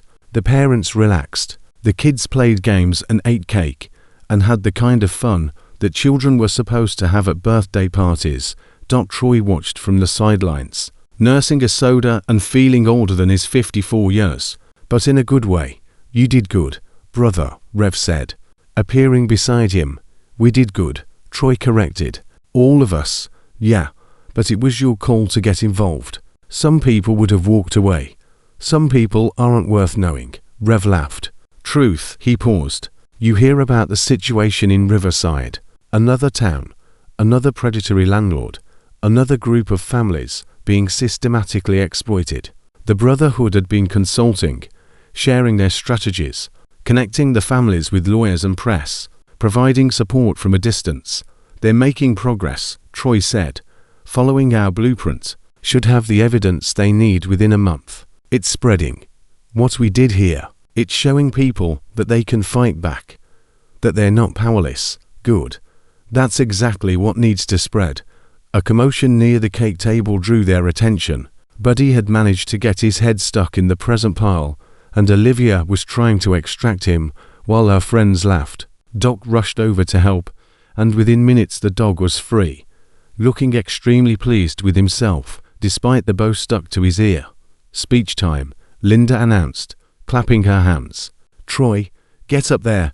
Troy hadn't planned on making a speech, but he found himself walking to the front of the room. The kids quieted down mostly, and the adults turned to listen. I'm not good at this kind of thing, Troy started. I'm better with motorcycles than words, but I wanted to say something about why we're all here today. 4 months ago, I was sitting at Rosie's diner, thinking about breakfast and nothing more complicated than that. Then a little girl walked up to me holding a rope attached to a dog that was dying, and she asked me to take him so he wouldn't starve. And in that moment, she gave all of us a choice. He looked at Olivia, who was sitting on the floor with Buddy's head in her lap. We could have said no. We could have given her some money and told her good luck and gone back to our breakfast. That would have been easier. That would have been simpler. But Olivia, you asked us to see you, really see you. And once we saw you, we couldn't look away. Sarah was crying again. Michael had his arm around her, his own eyes wet. What you did took incredible courage, Troy continued. Standing there with nothing, asking strangers for help. That's harder than anything I ever did in the Marines. And you taught us something important. You taught us that sometimes the people who need help most are the ones brave enough to ask for it. And you reminded us that helping isn't about expecting something in return. It's about recognizing that we're all connected, that your suffering matters, that your family deserves the same chance as anyone else's. He paused, gathering his thoughts. 4 months ago, you and Buddy were starving in a parking lot. Today, you're in your own house with your dad healthy, and your mom working and a future that looks bright. That transformation didn't happen by accident. It happened because you were brave, and because good people decided to act, and because this community remembered what it means to take care of each other. Troy looked around the room at his crew, at the families they'd helped, at the parents who'd been skeptical, and were now listening intently. The world's full of people like Pritchard and Morrison, people who see others as opportunities to exploit, who profit from suffering, who think power means you can hurt people without consequences. But the world's also full of people like everyone in this room, people who show up, people who stand up, people who decide that compassion matters more than convenience. You're going to meet both kinds of people as you grow up, Olivia. And someday you're going to have to choose which kind you want to be. But I already know which kind you'll choose because you've already shown us. When you had nothing, you thought about saving Buddy. When you were scared, you asked for help. When you got that help, you didn't forget how it felt to need it. That's who you are. Don't ever lose that. The room was silent. Then someone started clapping. Michael, standing up, tears running down his face, and everyone else joined in. Olivia ran over and hugged Troy hard, and he crouched down to her level. "Thank you," she whispered, "for everything. For not taking Buddy. For helping my daddy. For being my friend. Thank you," Troy said back, "for reminding me why any of this matters." The party continued for another hour. Cake was eaten. Presents were opened. Photos were taken. Olivia received books and toys and clothes, but her favorite gift came from Jane's, a small leather jacket sized for an 8-year-old with honorary Iron Brotherhood embroidered on the back to match Buddy's vest. She put it on immediately and refused to take it off even though it was warm in the clubhouse. She wore it while playing games, while cutting the cake, while saying goodbye to her classmates, and when the party finally wound down and most of the guests had left, she was still wearing it. "I think you made an impression," Sarah said to Troy as they were cleaning up. "She made the impression," Troy said. "We just followed through." Michael came over, and for a moment the three adults just stood there watching Olivia play with Buddy in the corner of the clubhouse. The dog was tired but happy, the vest still on, the bow finally removed from his ear. "I got my test results back yesterday," Michael said quietly. "The cancer's still in remission. Doctor says I'm doing better than expected. Says whatever I've been doing, keep doing it." "That's fantastic," Troy said, meaning it with everything he had. "I'd been thinking about what you said about how Olivia taught you something." Michael paused. "She taught me something too. She taught me that sometimes you have to let people help.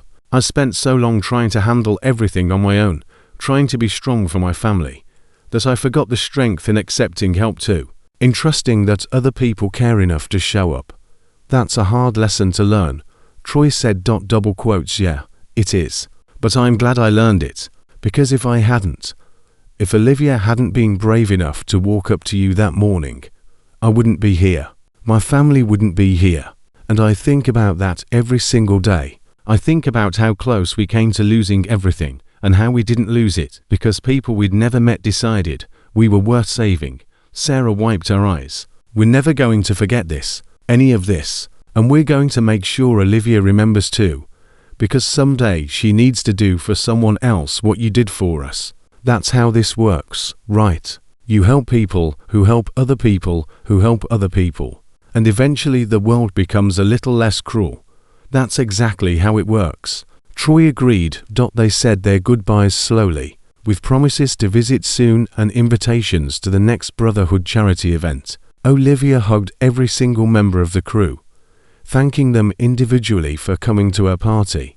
Buddy wagged his tail and licked anyone within reach, his vest slightly askew, but still proudly displayed as the Miller family drove away. Olivia waving from the back window, Buddy's head visible beside her. Rev came to stand next to Troy. "Hell of a thing we did," Rev said. "Hell of a thing," Troy agreed. "You think it matters long term? I mean, we saved one family. We put 2 bastards in prison. But there's more families out there, more bastards. We can't save everyone." Troy thought about that question for a long moment, watching the taillights disappear down the street. "No, we can't save everyone. But we save the Millers, and the Millers are going to raise Olivia to be the kind of person who helps others. And maybe she saves a family someday.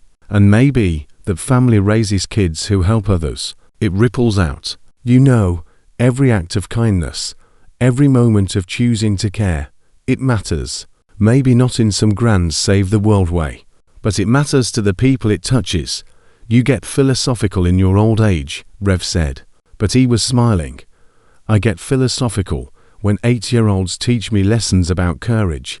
They cleaned up the clubhouse in comfortable silence, taking down decorations and packing away leftover cake. The other brothers drifted out one by one until it was just Troy and Rev and Linda, who'd been quietly managing logistics all day. "That was a good party," Linda said, kissing Troy's cheek. "You did good. We did good," Troy said, "because it was always we, never just him. That was what brotherhood meant. Shared purpose, shared responsibility, shared joy when things worked out." 3 weeks later, Troy got a package in the mail. Inside was a drawing, crayon on construction paper. the kind of art that only a child could make. It showed a group of motorcycles, each with a stick figure rider, and in the center was a girl holding a dog's leash. Above it, in careful handwriting that had clearly taken time and effort, Olivia had written, "Thank you for being my angels." Troy taped it to the wall of the clubhouse, right above the bar, where everyone could see it. It stayed there 4 years, a reminder of why they did what they did, of what mattered, of the responsibility that came with power and resources and the ability to help. Other cases came and went. The Brotherhood helped a veteran facing eviction. They supported a single mother dealing with medical debt. They consulted with communities facing exploitation, similar to what had happened here. Some cases were successful, others weren't, but they showed up for all of them, because showing up was what separated those who cared from those who just said they did. The town changed too. The mayor's task force led to actual policy reforms, stronger tenant protections, stricter oversight of employment practices, better enforcement of existing laws. It wasn't perfect. Systems never were. But it was better than before. And better was worth fighting for. Pritchard served his 5 years and got out a broken man. His business gone. His reputation destroyed. Facing a lifetime of explaining his criminal record to anyone who would listen. Morrison served 7 years and came out to find that his properties had been sold off, the money distributed to his victims, and his name synonymous with exploitation. Neither man would recover what they'd lost, and nobody shed tears for them. The families they'd hurt did recover, though, slowly, painfully, with setbacks and struggles. But they recovered. They found new jobs, and new homes, and new reasons to hope. They learned that bad things happening didn't mean bad things always happened. That cruelty wasn't inevitable. That community could be real and meaningful and powerful. And Olivia Miller grew up. Troy watched her grow over the years, staying connected with the family, attending her school plays and soccer games and birthday parties. He watched her go from that scared 7-year-old in the parking lot to a confident teenager who volunteered at food banks and organized fundraisers for homeless families and talked about becoming a social worker when she grew up. "I want to help people like you helped us," she told Troy when she was 16, sitting in the garage where Sarah still kept the books. "I want to be there for families who don't have anywhere else to turn." "You'll be good at it," Troy said, meaning it. "You've got the most important qualification. You understand what it feels like to need help. That empathy, that memory. Don't ever lose it." "I won't, I promise." And she kept that promise. Went to college on a scholarship, funded partly by the restitution money and partly by the Brotherhood's education fund, got her degree in social work, came back to the town and started working with at-risk families, providing the kind of advocacy and support that should have been there for the Millers from the start, but WAS and single quotes did not. And whenever anyone asked her why she did that work, why she spent her days fighting systems and bureaucracy and indifference on behalf of people most of society ignored, she'd tell them about a morning when she was 7 years old and desperate, standing in a parking lot with a dying dog, asking strangers for mercy she'd been taught she didn't deserve. She'd tell them about bikers who could have said no but didn't, about men whom society judged by their appearance, but who proved that character had nothing to do with leather jackets or tattoos or motorcycles, about a community that learned justice wasn't something that happened in courtrooms, but something that happened every day in small decisions, to care about people you didn't have to care about. She'd tell them that sometimes angels wore leather and sometimes the scariest looking people were the safest ones too. Trust, and sometimes the whole world changed because someone was brave enough to ask for help and someone else was brave enough to give it. Troy retired from the Brotherhood at 63, his knees finally giving out, his back reminding him daily that he'd spent too many years on motorcycles and not enough on couches. Rev took over as president, maintaining the traditions and the mission and the commitment to being there for people who needed them. The clubhouse still had Olivia's drawing on the wall. New members would ask about it, and the older members would tell the story. embellishing slightly over time the way stories do, but keeping the essential truth intact. A girl, a dog, a choice, a family saved, a community transformed.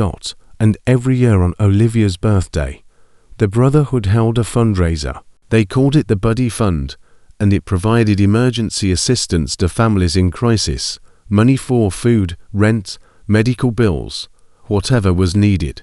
It started small but grew, funded by donations and charity rides and people who'd heard the story and wanted to be part of something good. Thousands of families benefited over the years. Some needed a few hundred to keep the lights on. Others needed thousands to avoid eviction.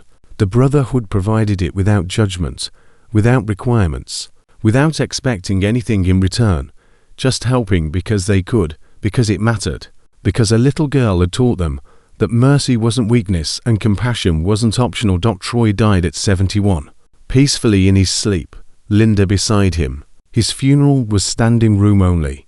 Hundreds of people whose lives he'd touched, families he'd helped, brothers he'd ridden with. Olivia spoke at the service, now 33 years old, tears streaming down her face as she told the congregation about the day she met Troy Stone. "I was 7, she said, voice breaking. "I was scared and hungry and desperate. I had no reason to think anyone would help me, but Troy did.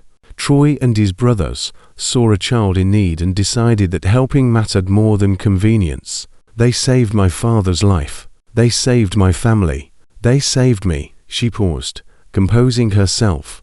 Troy used to say that what they did wasn't special, that anyone would have done the same. But that's not true. Most people walked past us in that parking lot. Most people saw my family falling apart and did nothing. Troy was different. Troy chose to care. And that choice, that single moment of deciding that we mattered, changed everything. I've spent my career trying to be like Troy, trying to see people the way he saw me, with compassion, with dignity, with the understanding that circumstances don't define worth. And I've learned what Troy knew all along, that the world doesn't change through grand gestures or dramatic interventions. It changes through small decisions made by ordinary people who refuse to accept that cruelty is inevitable.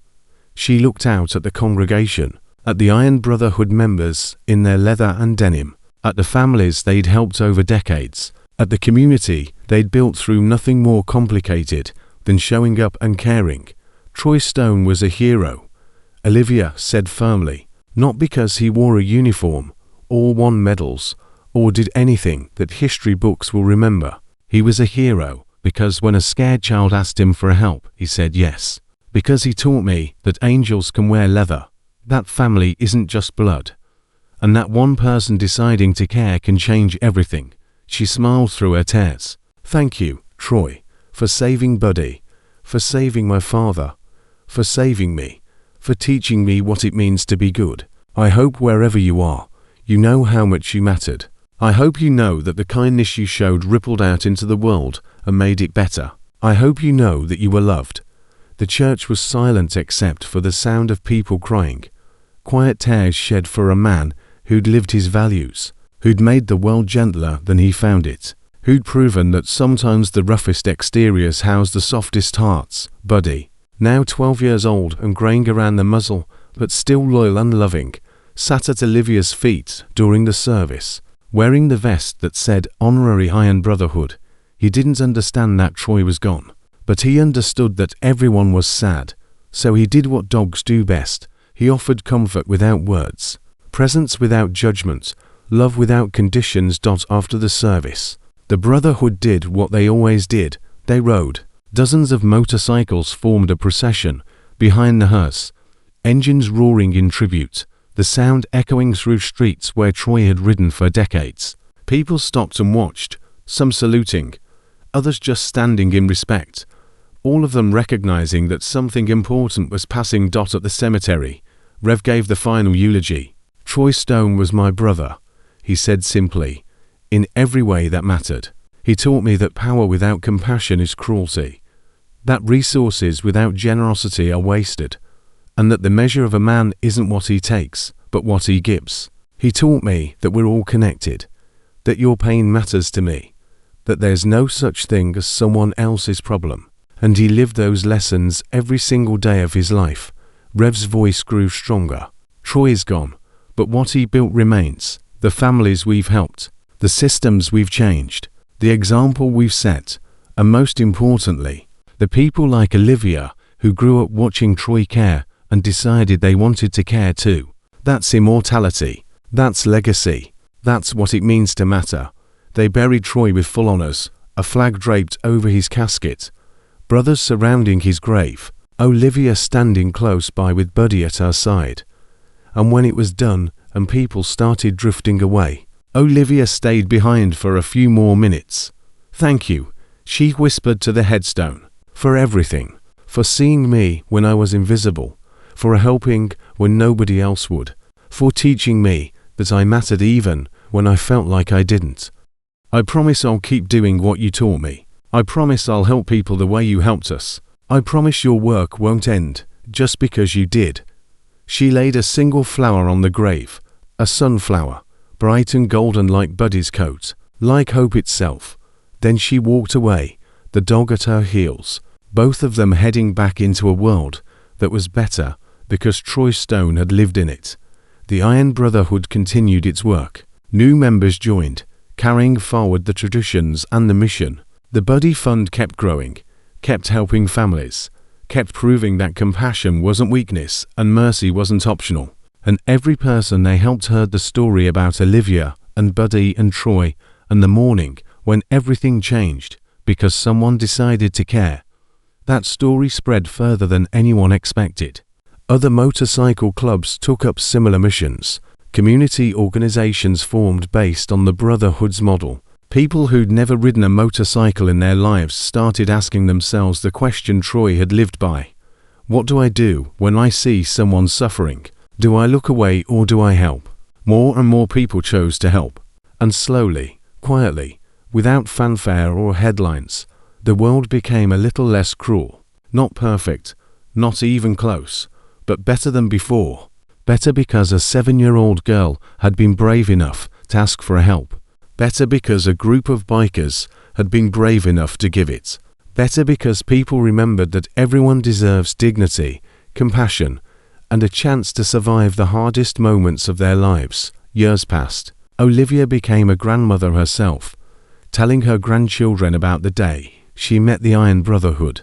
Buddy's vest, worn and faded, but still intact, hung in a frame in her office, a reminder of where she came from and why her work mattered. And sometimes, when she was helping a family in crisis, she'd think about Troy and smile. She'd think about how one moment of kindness could ripple forward through decades, touching lives that never even knew where the ripple started. She'd think about how the world changed not through dramatic revolution, but through quiet decisions to care about people you didn't have to care about. She'd think about angels and leather and dogs, and vests and parking, lots where miracles happened because someone chose mercy over indifference. And she'd remember what Troy told her that first day, words that had guided her entire life. We don't leave family behind. And right now, your family. That was the truth that mattered. That was the lesson worth learning. That was the legacy worth leaving.